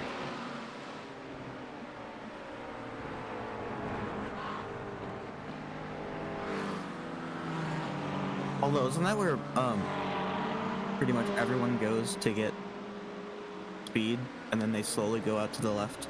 Yeah, but in practice we've seen some cars going on to the left side immediately, and then spin! Oh, spin! That was the 311 of Thomas. No, it was not the 311. It was the other one. It was the other one. It was the 58 car. And that is a safe rejoin, so... But I wonder, was that self-induced or was that contact? Let's have a look.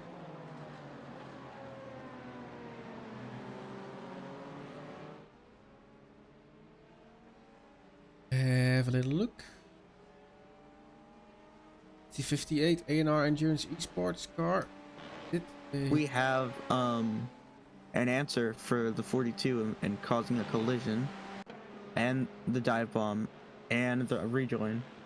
But we don't have dive bomb, but we do have rejoin and collision.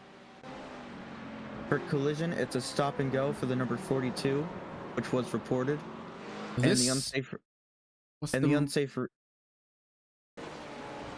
This is the moment for the 61 car. Before we go back to the live pictures. Self-induced. Yeah, absolutely on its own. Okay, go ahead, Danny.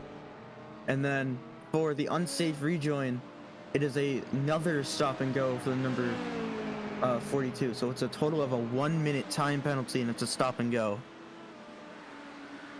That is gonna kill the race. Yeah, absolutely. But it was a little bit of a questionable move.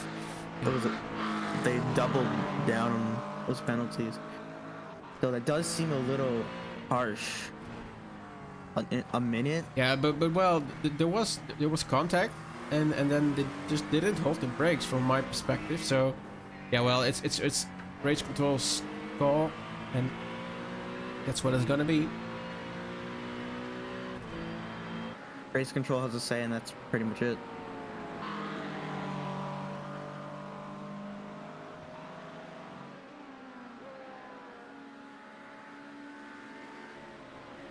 And the dive bomb with contact is still under investigation. Yeah, I think they gave priority to the 42 BMC reports because there were two of them, and it was quite a heavy incident as well.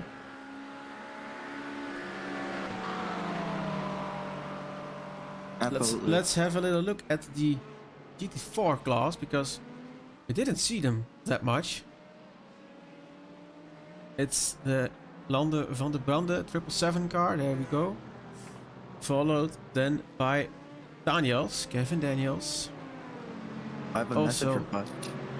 With the Mercedes, then it's Oliva driving the Flanders Racing team. Yeah. Race control sent me a DM. It's only 1 30-second penalty. We took the report in 1. Thanks for the clarification. Okay, thank you, race control. So a 30-second penalty in total for the number 42 BMC Motorsport yellow. Because I figured a minute is kind of harsh. That's half a lap. And if they're already half a lap down, that'd be a full lap down. Are we gonna get a move for the GT3 class lead? Doesn't seem like it though. I think Brandon Tabone is playing the long game.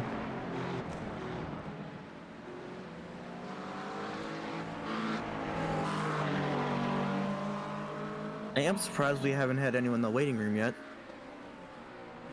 Still be, I think when the race is 2-3 hours in, then it all gets a little bit settled and people would like to have a word about their stints and stuff. People get bored, so they hop in.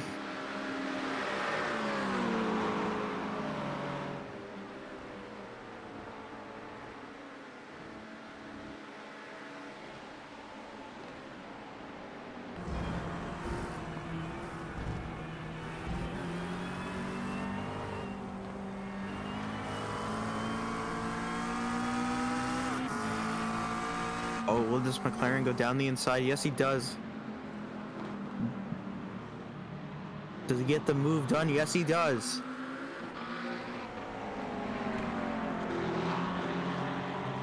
Bart got that move done quite easily.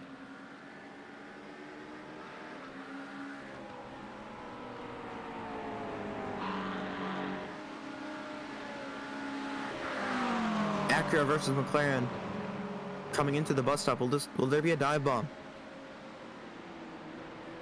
There will not. No, there's an LMP2 behind them.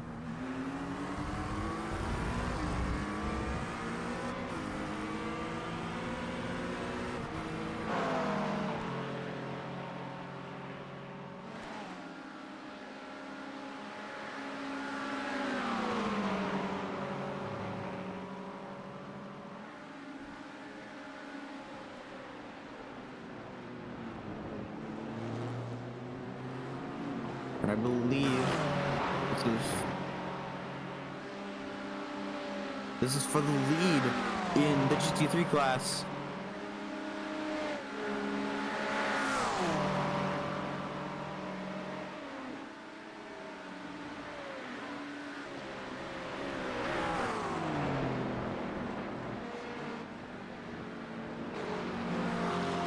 Acura with McLaren.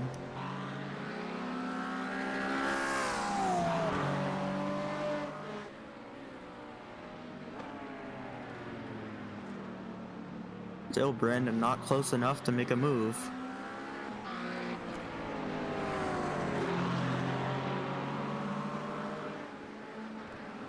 He's close, just not close enough.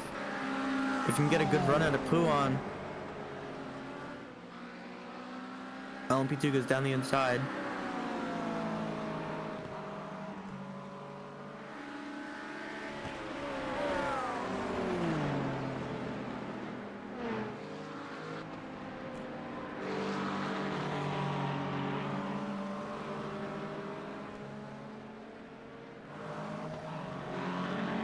He switched to a new battle.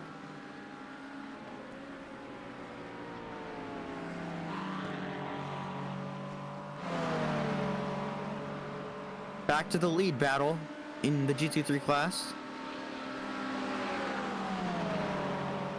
Oh, this is going to be a really unfortunate place for this McLaren.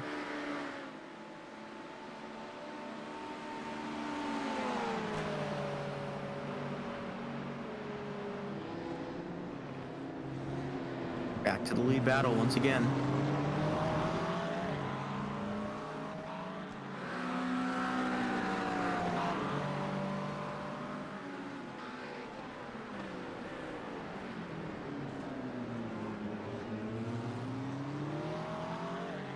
Oh, the Acura Brandon gets a great run out of the source.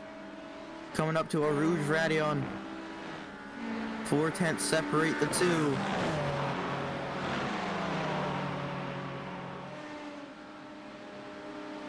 Can he use this slipstream? Can he use it to get by him?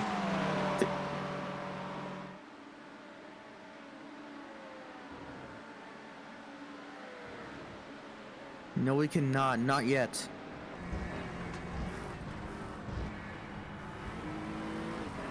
On board with Brandon in the Acura.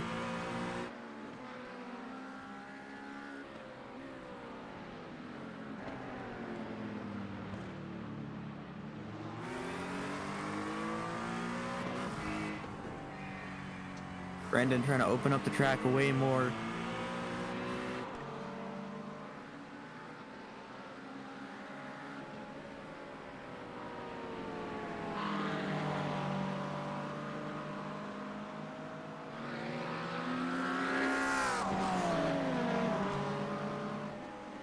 As an LMP2 car.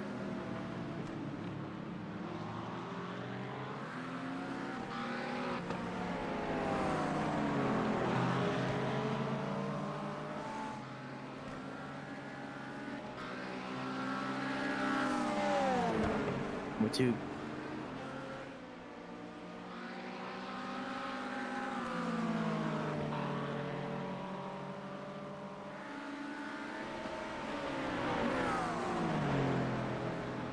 We are following the Acura of Rutger.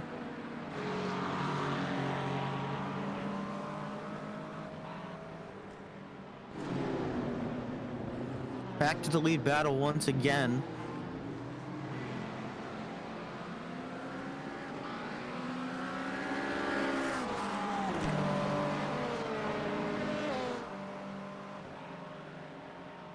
The two lead cars just set a personal best, both within a tenth of each other.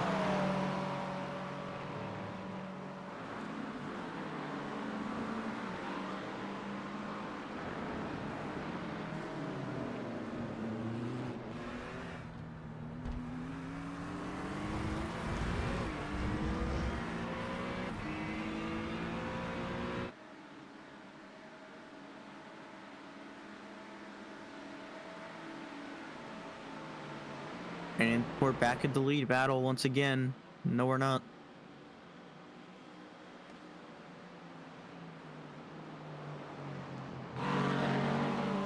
Yes, we are. We are back at the lead battle in GT3s. Brandon, can you use this disadvantage from the McLaren?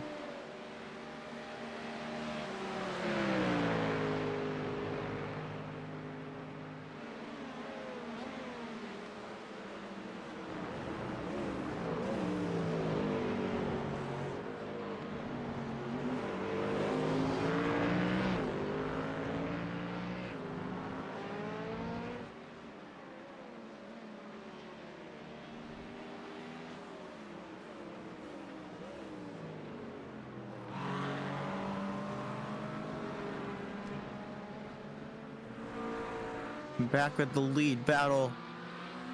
McLaren versus Acura once again. They are just so close.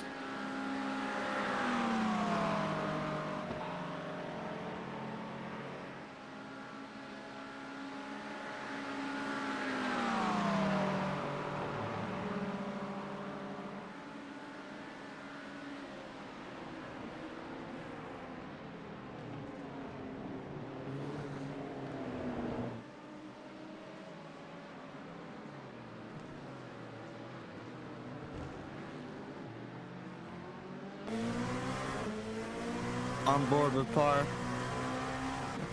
The number 19 LMP2 car.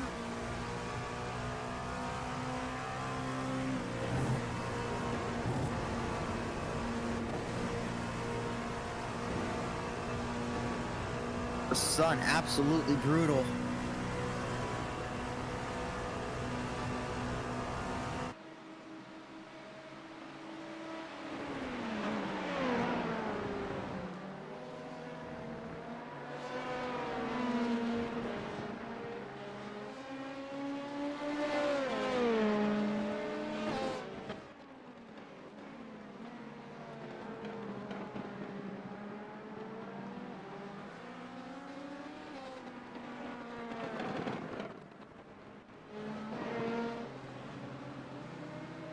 Oh, overlays are back, that's good.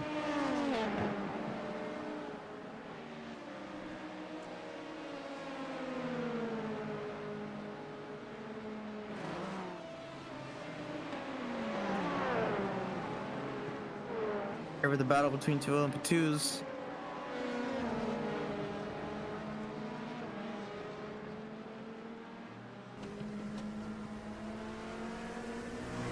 Oh, but a GT4 is in the way.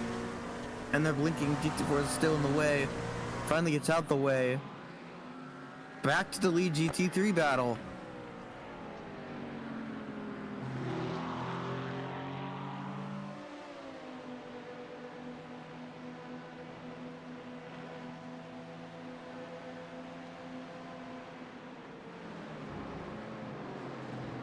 Battle for 10th place here in LMP2s.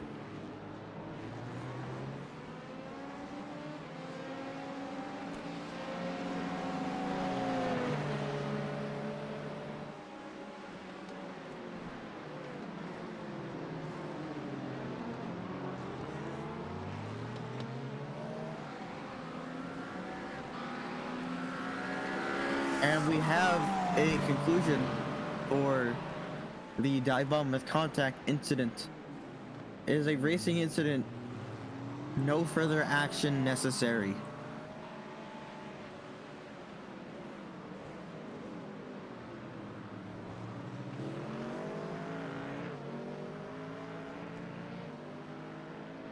Welcome back. Did you have a nice time on your own, Danny? I didn't know what Few to minutes. say half the time. Well, it's fine. Well, what did I miss? There's a lot of pit stops in GT3. Now there is. We have a conclusion to the dive bomb. Let's hit it. It's a racing incident. No further action necessary.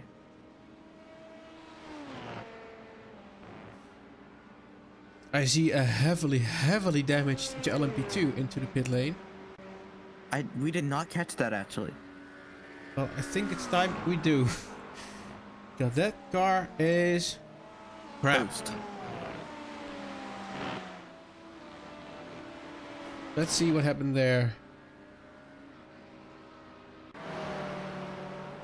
Oh, he did it by himself. Oh, it's bumps. Damn it. Hold your brakes. There, he did that right. Got out of the way. Either hold your brakes or get out of the way. Oh, that really sucks. Overcorrected. Lost it. Hard Pit into the exit. barrier.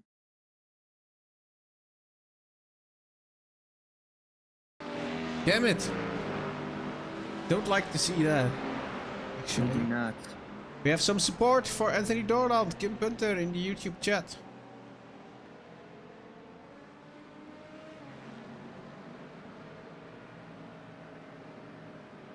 Currently driving. I am kind of upset that the 8-hour isn't at Le Mans once again. Yeah, 'cause it but worked their so- Nürburgring Grand Prix track is great as well. Very tactical track.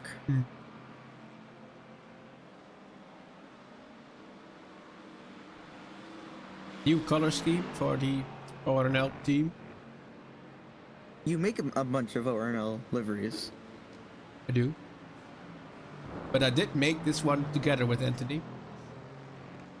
The idea came from him. Nice. Always nice to have original ideas.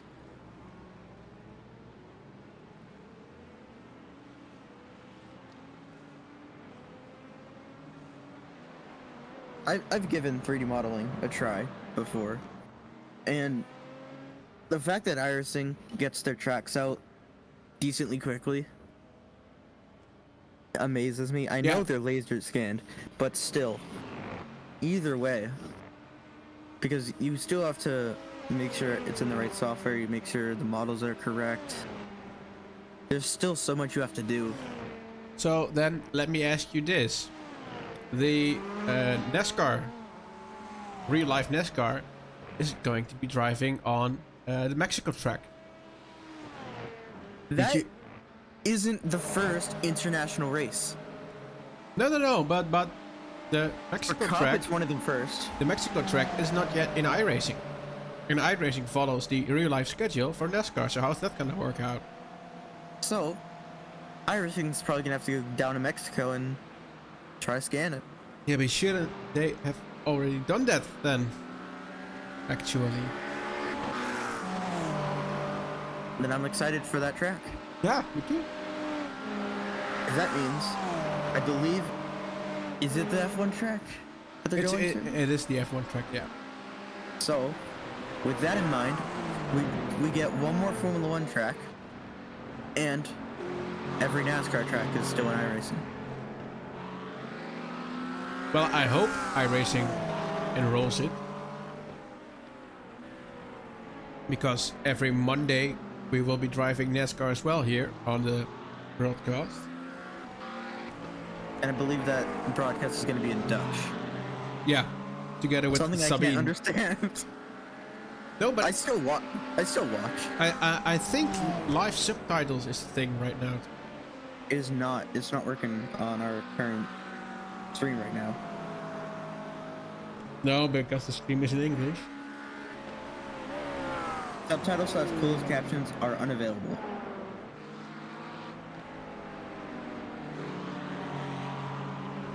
Yeah, I think that has something to do with the fact that I'm running the stream as quickly as possible. So there's as little as delay between the live timing page and the stream. About like 15 seconds delay. Yeah, maybe I can build in a delay on the live timing page,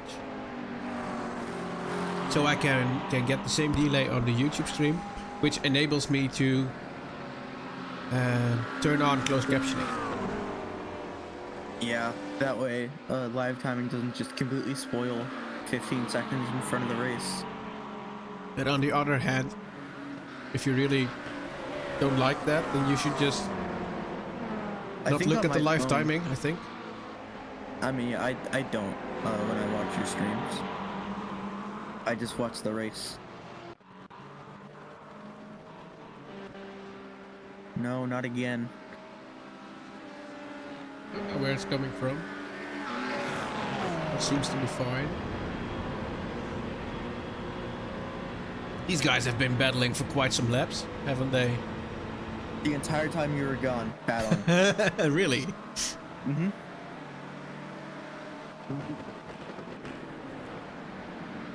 Oh, that's massive dive. Just He wants it. the 126. He really did a number on those guys. And to think, we still have 4 hours, 55 minutes to go.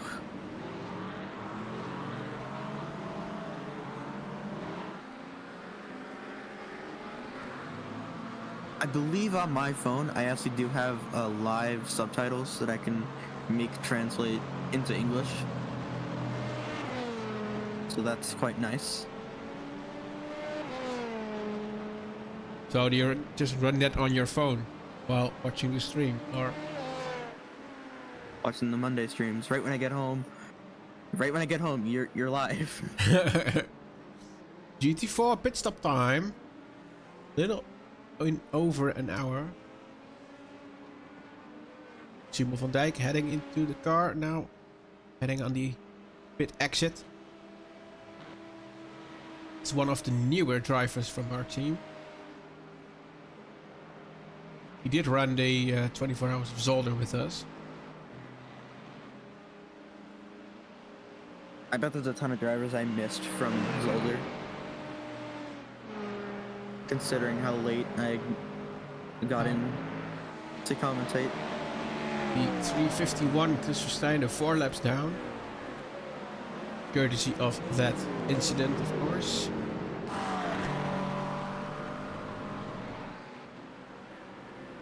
Brendan Tabo. This other monitor really helps me a lot. Let's go on board with Brendan. Do you reckon he's on fuel saving strategy? I think he is. Still saving him and trying to get past the McLaren. No, I don't think he's gonna be trying to get past here. He's tried before. He's going for a move. No, he's not. He's just lifting. No. Maybe he's trying to just. If he can get one more lap from the stint, then Bram Lengte can, then he's in advantage. Oh, we have a race start violation. The number 2, allegedly, passed before the start-finish line. And those are the race leaders.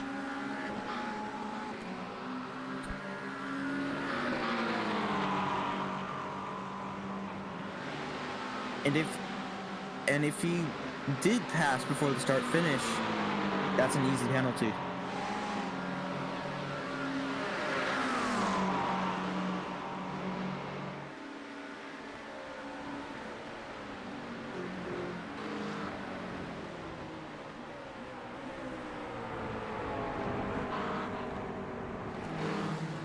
And unsafe rejoin 30 seconds into the race.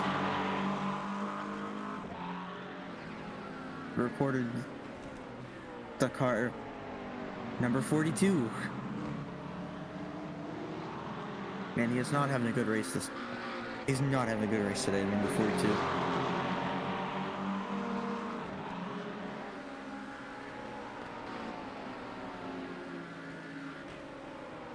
Oh wait, another stop and go for the 42.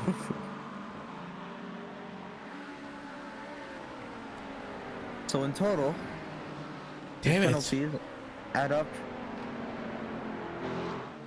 to a minute, number 42.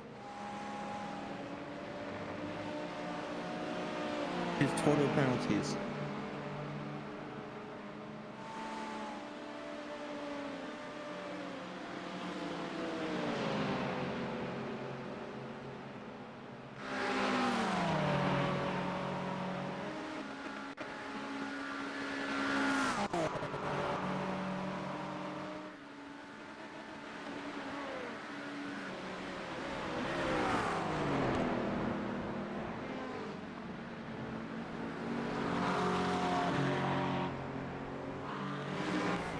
What's happening with Oliver?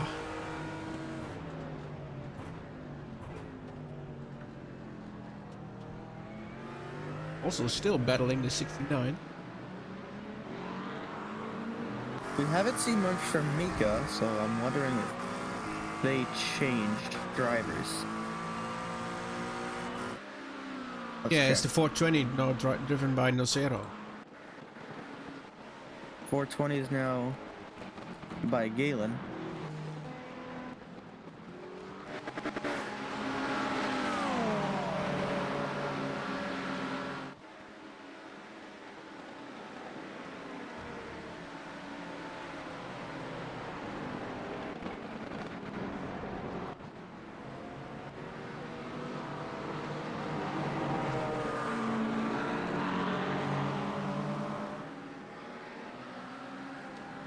The American teammate. Oh, he's the American teammate. Gale is, yes. That's a spin in the back.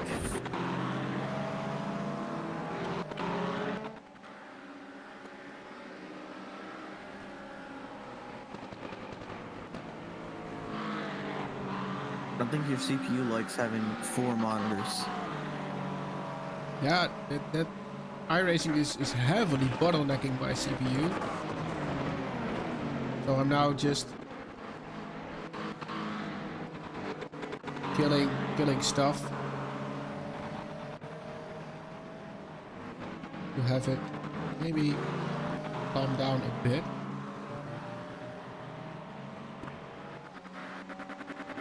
Also, while you were gone, the overlays did disappear for a second. Did they?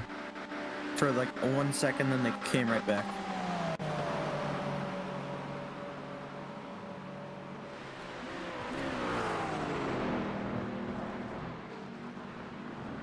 They saw the grid and then they saw the overlays.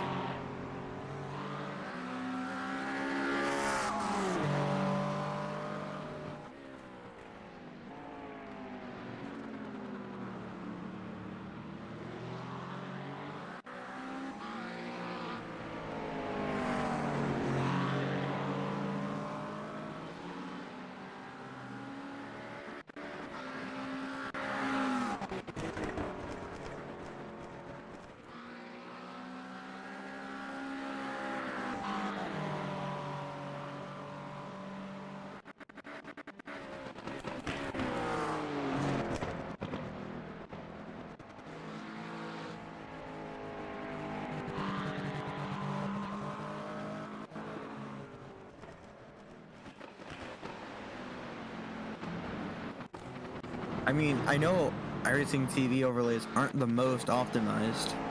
No, they're not, but it shouldn't They be look good. the issue actually.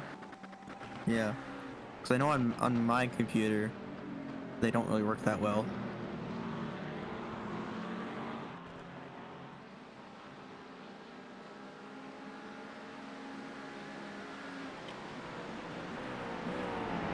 I know on my computer it's not a RAM issue because I've got plenty of that. Oh, damn it. Ooh, that's epilepsy warning. I don't know why it's doing this all of a sudden again. 'Cause it worked for the past hour.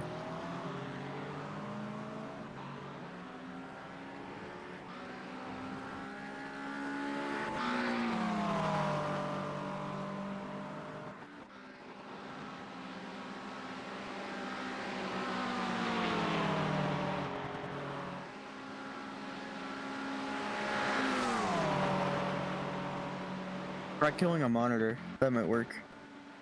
No, that's gonna mess up my whole monitor array and my iRacing. Ah. That's not really an option.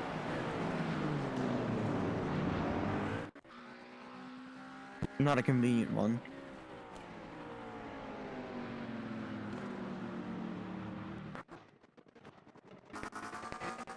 Yeah, if we go on board with anybody, it's absolutely horrible. It's an epilepsy warning.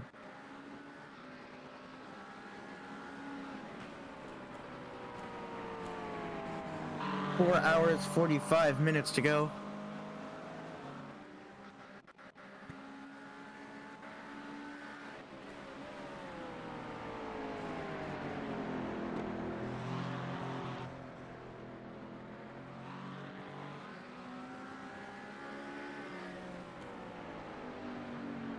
No further action further the passing before the start finish line.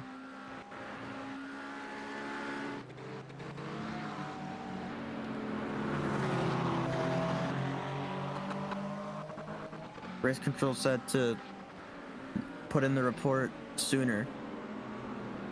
Yeah, I agree with them. Not after more than an hour of racing. Yeah. Like, come on, we're not the FIA.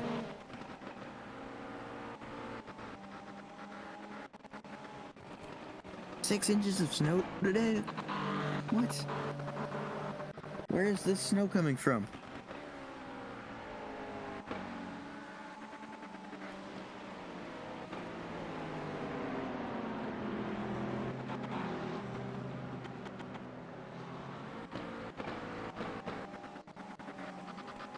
For the past 3 years, I've had no snow. Now I'm getting snow.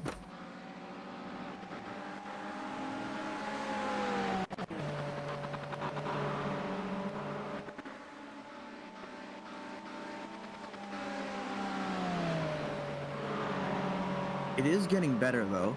Yeah, it is. I'm steadily killing stuff.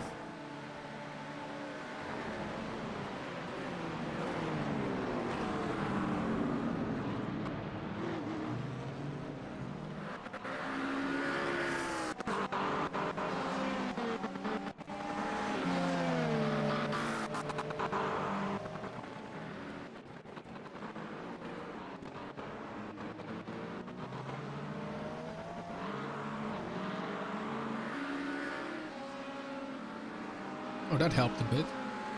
What'd you kill? Race control.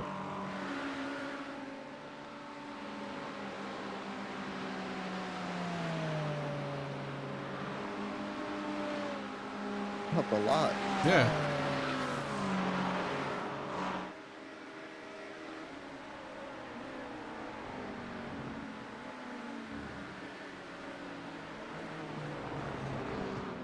Great, let's try some camera switching again.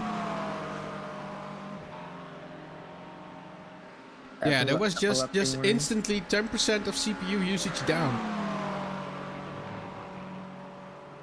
I'll have to figure out if I can... why it's so resource intensive. Yeah. Or maybe if I can run... It should be possible to run iRace control on another PC, I think. Someone said maybe lowering the settings, but yeah, but if you're familiar with iRacing, and I know he is not, then I have to disconnect from the session and set the whole session back up. So that means you guys can't see anything for in about 3 to 5 minutes, and I don't want to do that, especially now that it seems to be working better again. Like, if you change settings like motion blur or foliage, you have to reset the sim. Yeah, but it's absolutely nothing to do with graphics, because my graphics card is, with a session full of cars like this, is at 70% at maximum, and I'm using OBS to render as well. My memory is only at 20 gigs. I have 32. I have 32 as well. And my CPU is just getting maxed out. So I think it's gonna be a thermal check this week. Trying to apply some new thermal paste. Maybe it's even thermal throttling. I have to look it up. Otherwise, your CPU is inbound. You probably get away with going up one generation. Yeah, but if I'm gonna do that, I might as well just go for the 14 series. 1400. Or I go full AMD. I agree with this. Because I have a racing rig as well, which is rocking an AM4 Ryzen 5 5500. 5600X. That was close. So that's a good CPU as well. Prioritized CPU could also help, or killing unnecessary process Yeah. might also help. Which you did, I think, and you did do that.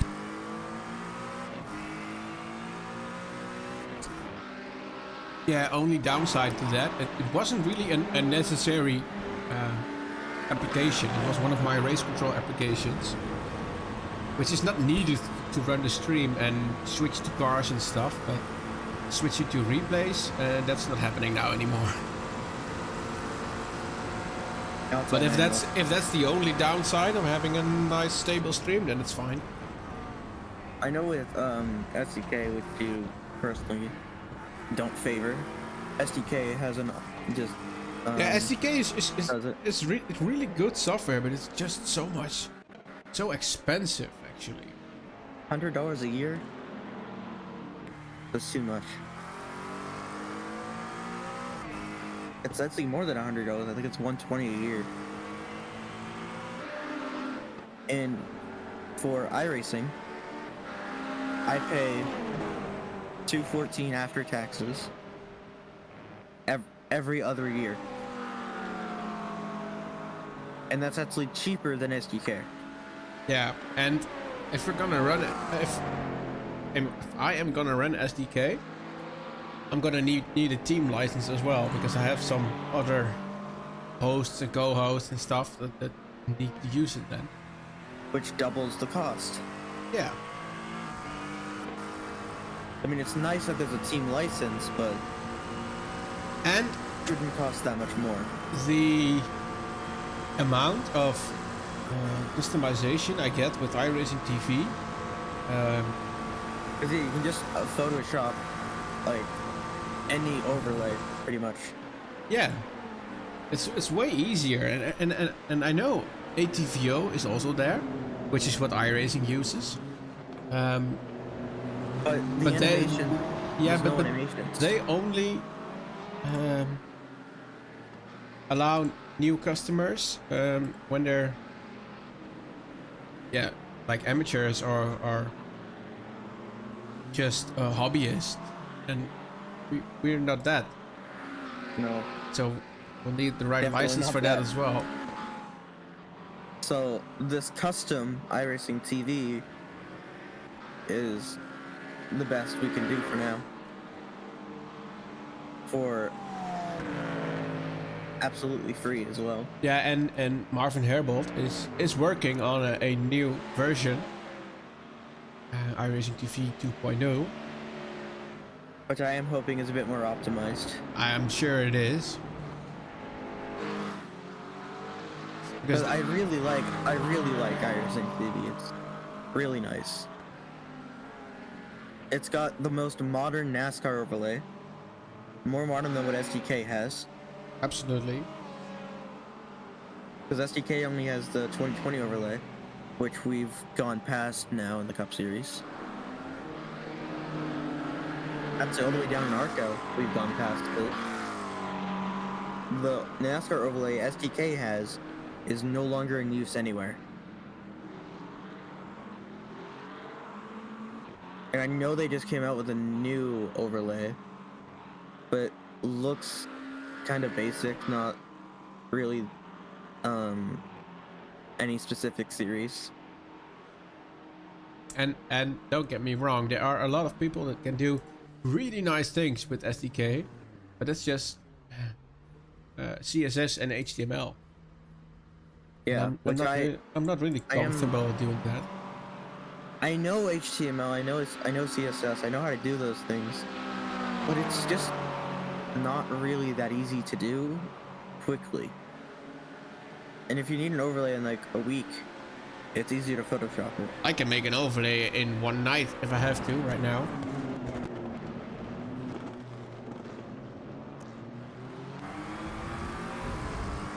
I'm talented in Photoshop, just not as much as you.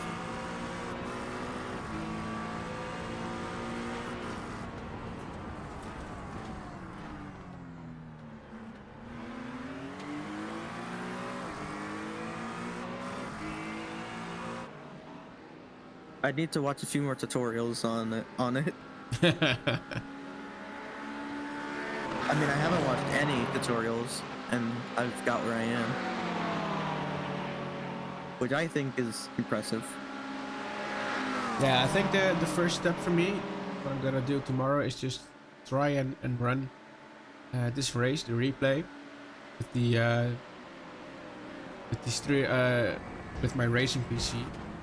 If that's going better, then I think that's gonna be plan of action for the next race. Yeah. I'm currently on an AM4 socket as well, so... But I have a Ryzen 3 2300X. Which is a bit older than I'd like. Still not a bad CPU, and if you're just going to run iRacing and not OBS and race control and the overlays and all the other stuff. I mean, every once in a while I want to like play a more resource-intensive game. You know, just chill. Just chill, have fun every once in a while. Okay, we have the number 72 Stage 1 Racing Senior Team under investigation for wrecking. Oh. That is a really... Wrecking is netcode, but don't be stupid, is what they said. It's netcode, but don't be stupid. Yeah, you can't blame anything on netcode. Well, yeah, I spun, because I lagged, obviously. That's obviously why I spun.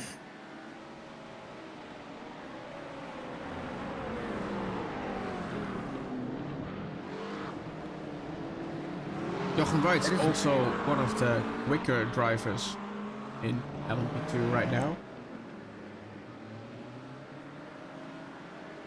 Fighting with Michalewski is Volen. Bevo Volen. Patrick into the pits. From lead position. 30 seconds back is Cohen. Here we are on board with Patrick.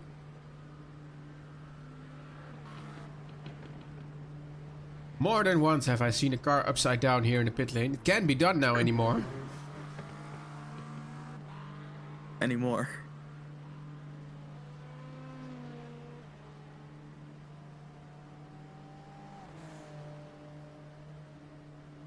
Very, very, very long, boring pit lane as a driver. Oh yeah, absolutely. Especially if you're in an LMP2, because you're at the All the way up front there. half. There's a driver change. Mark Meijhuizen into the car now. He took the wheel from the A&R Endurance Esport 59 car.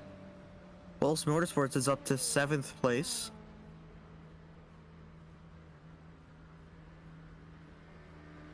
Yeah, it's good for them. Yeah, it's their debut here in the Wishful series.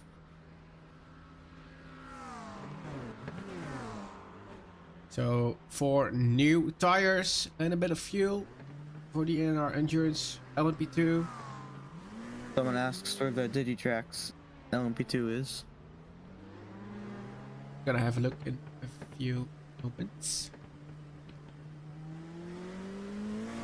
So into the pit lane from leading position, because they didn't stop as early as the others, and now in P6. So let's have a look. It's in P1. Koen Klapman, CKS Racing, still in the car. And then Ricardo Michalewski took over the wheel from Maxime Robroek. Then we have Pavel Valon in the 24 Sim Formula Europe LMP2. Up next is Zinoon in the Gorio Autosport LMP2 car. Then there is Verstraeten, the Eagle car, Squadra Veloce by Eagle Race Simulators. Now in P6 it was Meijhuizen, just seen it, and then it's Van Slambroek in the Stage 1 Racing 83 car. Alex Byens, the 77 Eagle Speed Academy. And P9 it's Smith. With some Mika Scrapper is back in to the car. issues. Only seems to be Smith who's having these issues now, because the other It cars could just are no, Be a it's still Bites in P10, the R.O.I Esports crew, followed by Banger in P11. Those are quite close together. JD Sim Racing. P12 it's Arne Vaas from Mach Speed Racing. Looks like the issues resolved itself. Linden, Eva van der Linden, Tony van der Linden, Stage 1 Racing Seniors. And then in P14 it's Stapert, which is the Pulse Motorsport driver. Brand new entry, but still a very quick driver. And then we have in P15 Buhin, sorry, A&R Endurance Esport 61. De Weert. There we have our GT3 Team A LM2. Currently driving in P16.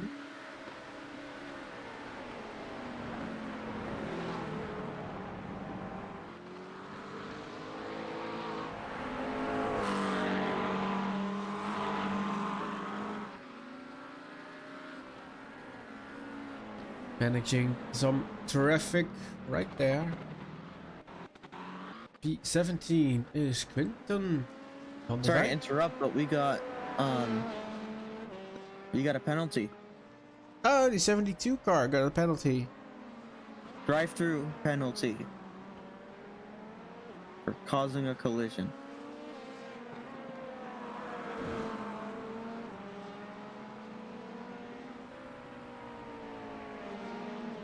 That's Lulands. 5 laps down. Fortunately. Still fighting at the top of the GT3 field.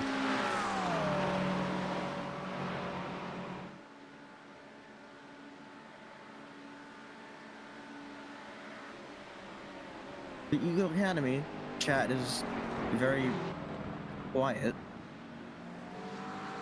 Is it? They're all No, working very one's hard, talking here. I reckon. And some Dutch chats that I can't understand. That's what I have to do whenever I watch you on Mondays. If I can't understand a chat, copy, paste, and translate. I'm like, oh, that's what that means.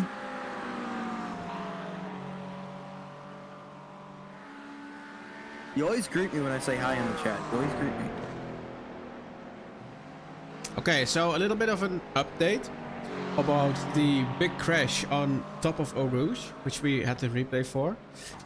Race control had PC issues, as well as we did, and they didn't see that crash. Otherwise, it would have been a full course yellow. Oh man, we would have the first one this season.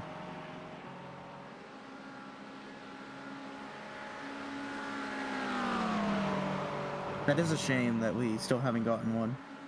I don't want people to crash out, but it'd be cool to see one.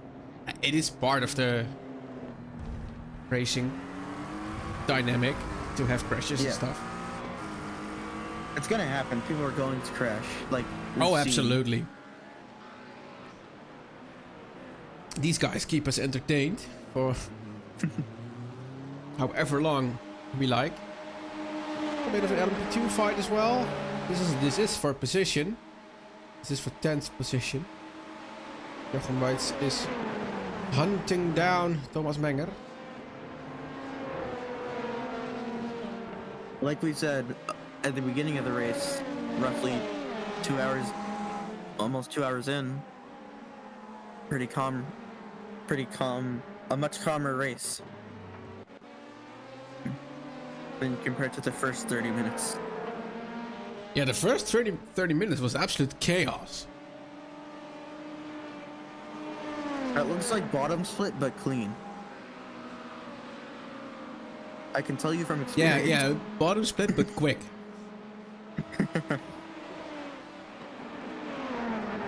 I see race control is all caught up. No outstanding penalties to be given. Well, maybe outstanding penalties, but not outstanding investigations. Investigations, exactly.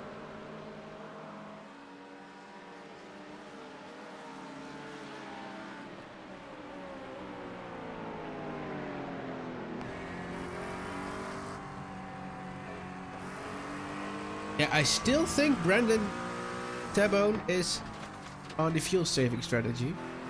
I don't think he's trying to get past. And you just know that's gonna work on the nerves of Bram Lengte. No, I know it's gonna work. You know, funny story actually. I got my first win of the license split at Spa. Let's just listen. Oh no, now he's gone.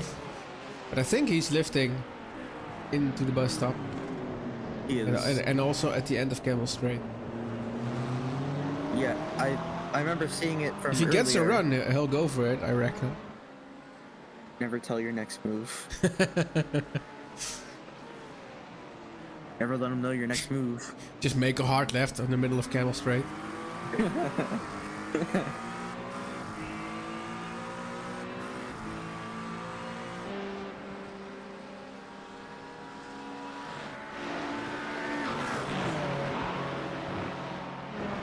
iRacing TV software really likes this fight. It's the most close fight on the track by far. So we'll just keep watching it. Yeah, this was the main fight that was showed when you were gone. That just shows how long this battle has been going on. There comes the LMP2 class leaders, which did have escaped that penalty for potentially overtaking in the start, but it was way too late reported by the other team. Yeah, over an hour of racing. It's way too late. 12 seconds they have on Ricardo Michalewski. Remember his Portugal lap? From Ricardo. Yeah. Last seconds of qualifying puts that lap in. Did you remember the unbelievable amount of misfortune he had on Laguna Seca, the opening race 2024? I barely watched that one. I have to watch it. I didn't watch it live. He was in the lead for I think about 30 seconds. A gap of 30 seconds to P2, and then get taken out by BMW on the corkscrew. What do you expect? It's always the BMWs. Now there's a move for the lead in GT3. Can Side by he side, keep the bus stop. They're exit? so close. That's the first time we really see them fighting. He Oh, cannot get it done. That's still on track. If there's at least a tire on the curb, it's on track. LMP2 car splits the middle. There's another one coming on the inside. There you go.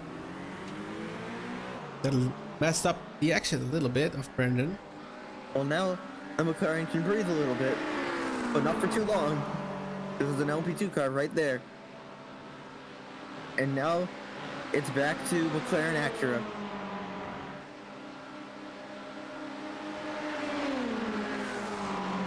Two LMPs in front. A little bit of jibber jabber. Close fight. That move not rewarded yet.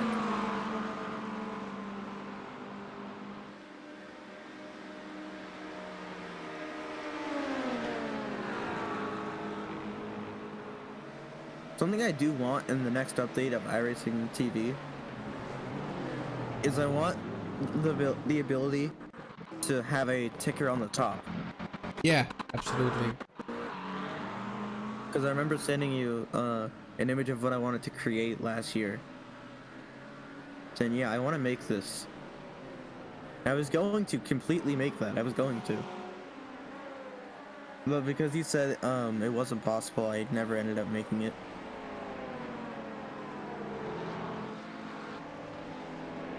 That's Mika Stapper in the blue LMP2. Going around the outside of the McLaren.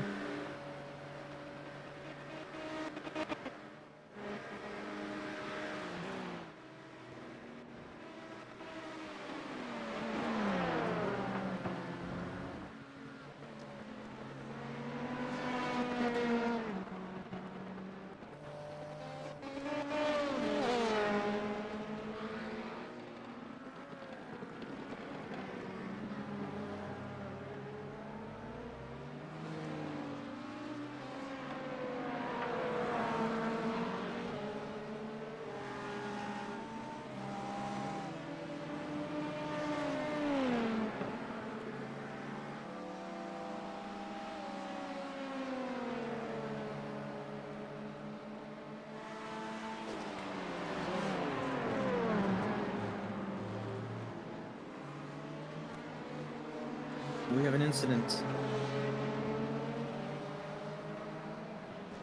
Number 72 is reporting to 777. He was almost out of control. I don't see why that would be reported though.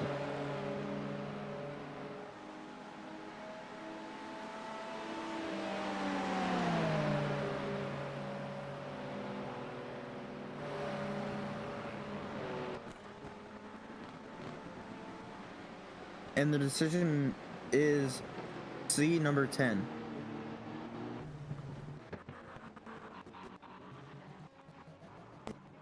This is not fine. This is very not fine.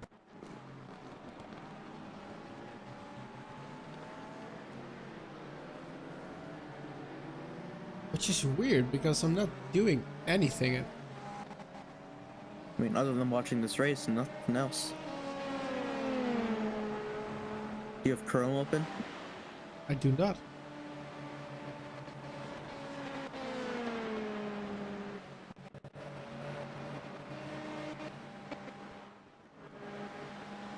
Number 72 reported for an unsafe rejoin.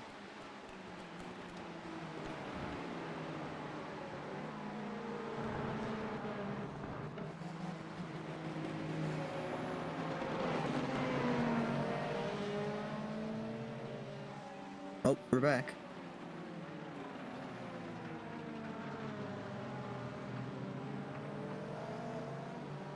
This is a lot of dirt on the track.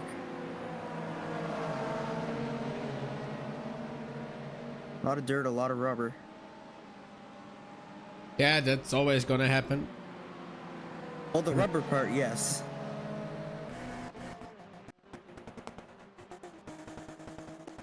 Epilepsy warning once again. The fight with the CPU starts again.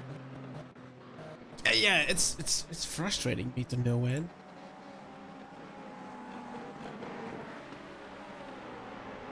Yeah, you might have to repaste it soon. Or after the stream, yeah, repaste it.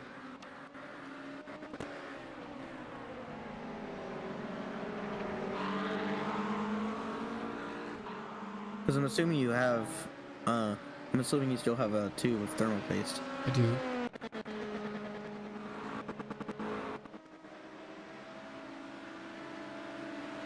Mine hasn't lost too much, life yet, so I haven't felt the need to repaste it.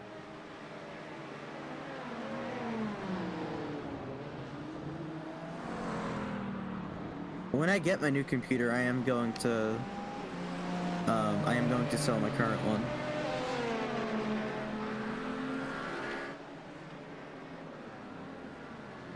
So maybe someone can live with this half-decent computer. Maybe. It's not a bad computer overall. I mean, other than the 5 gigabytes of, the 4 gigabytes of VRAM. That's one of the only big issues with it. The rest is pretty decent. 32 gigs of DDR4, which is really good. And a Ryzen 3 2300X, which is pretty decent. And so, I'm thinking I could just upgrade the GPU, and then possibly I should be fine.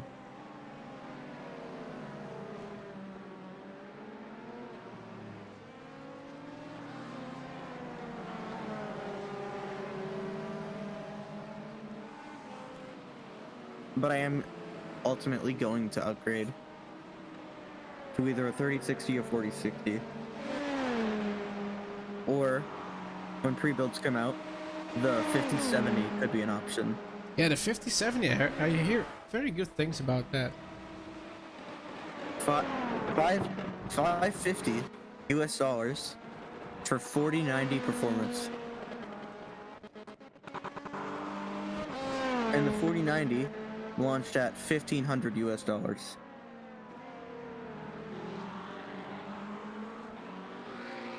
And the 5090 is launching at 2000 US dollars. And it claims to have 2 times the performance of the 4090. And it's smaller.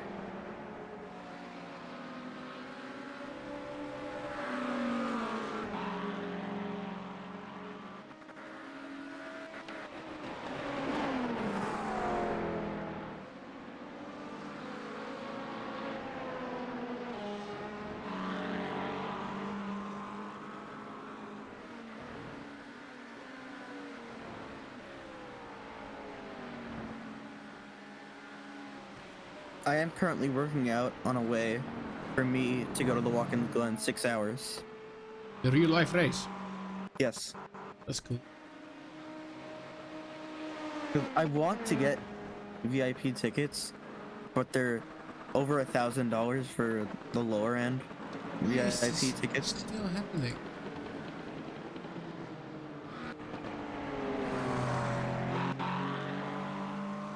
Yeah, I'm gonna kill the overlay for now and then restart it.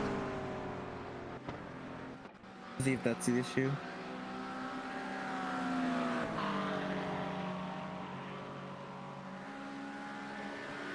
Well, yeah.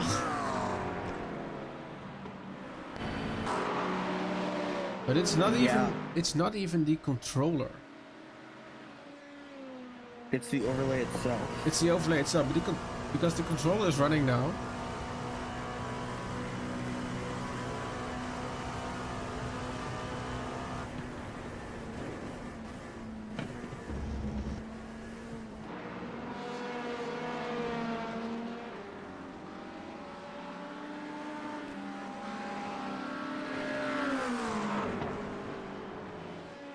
Well, yeah, but we need the overlay. Yeah, I know we do.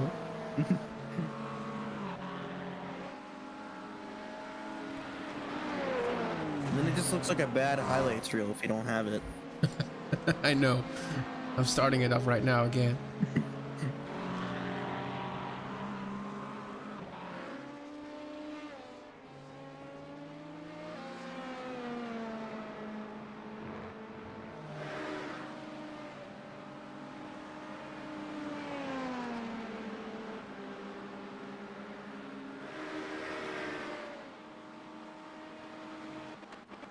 And there we go again.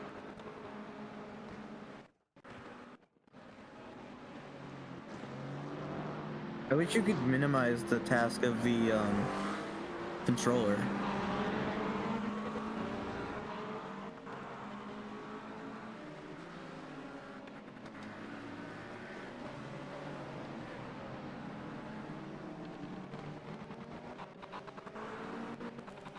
This didn't happen at all last season, as far as I know. Oh, I know.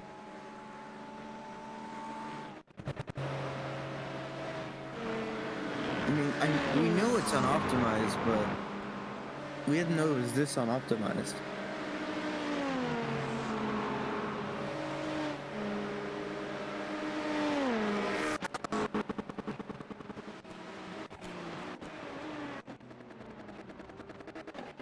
Okay, I can't work with this for now.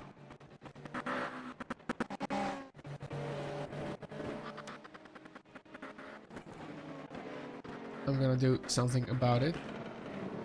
We'll be killing the live stream for about 10 minutes. We'll be going back live once I can get a grip on this. So yeah, I hope to be back in about 9 minutes so we can have a nice race from the 4-hour mark. For now, I say goodbye and see you very, very soon.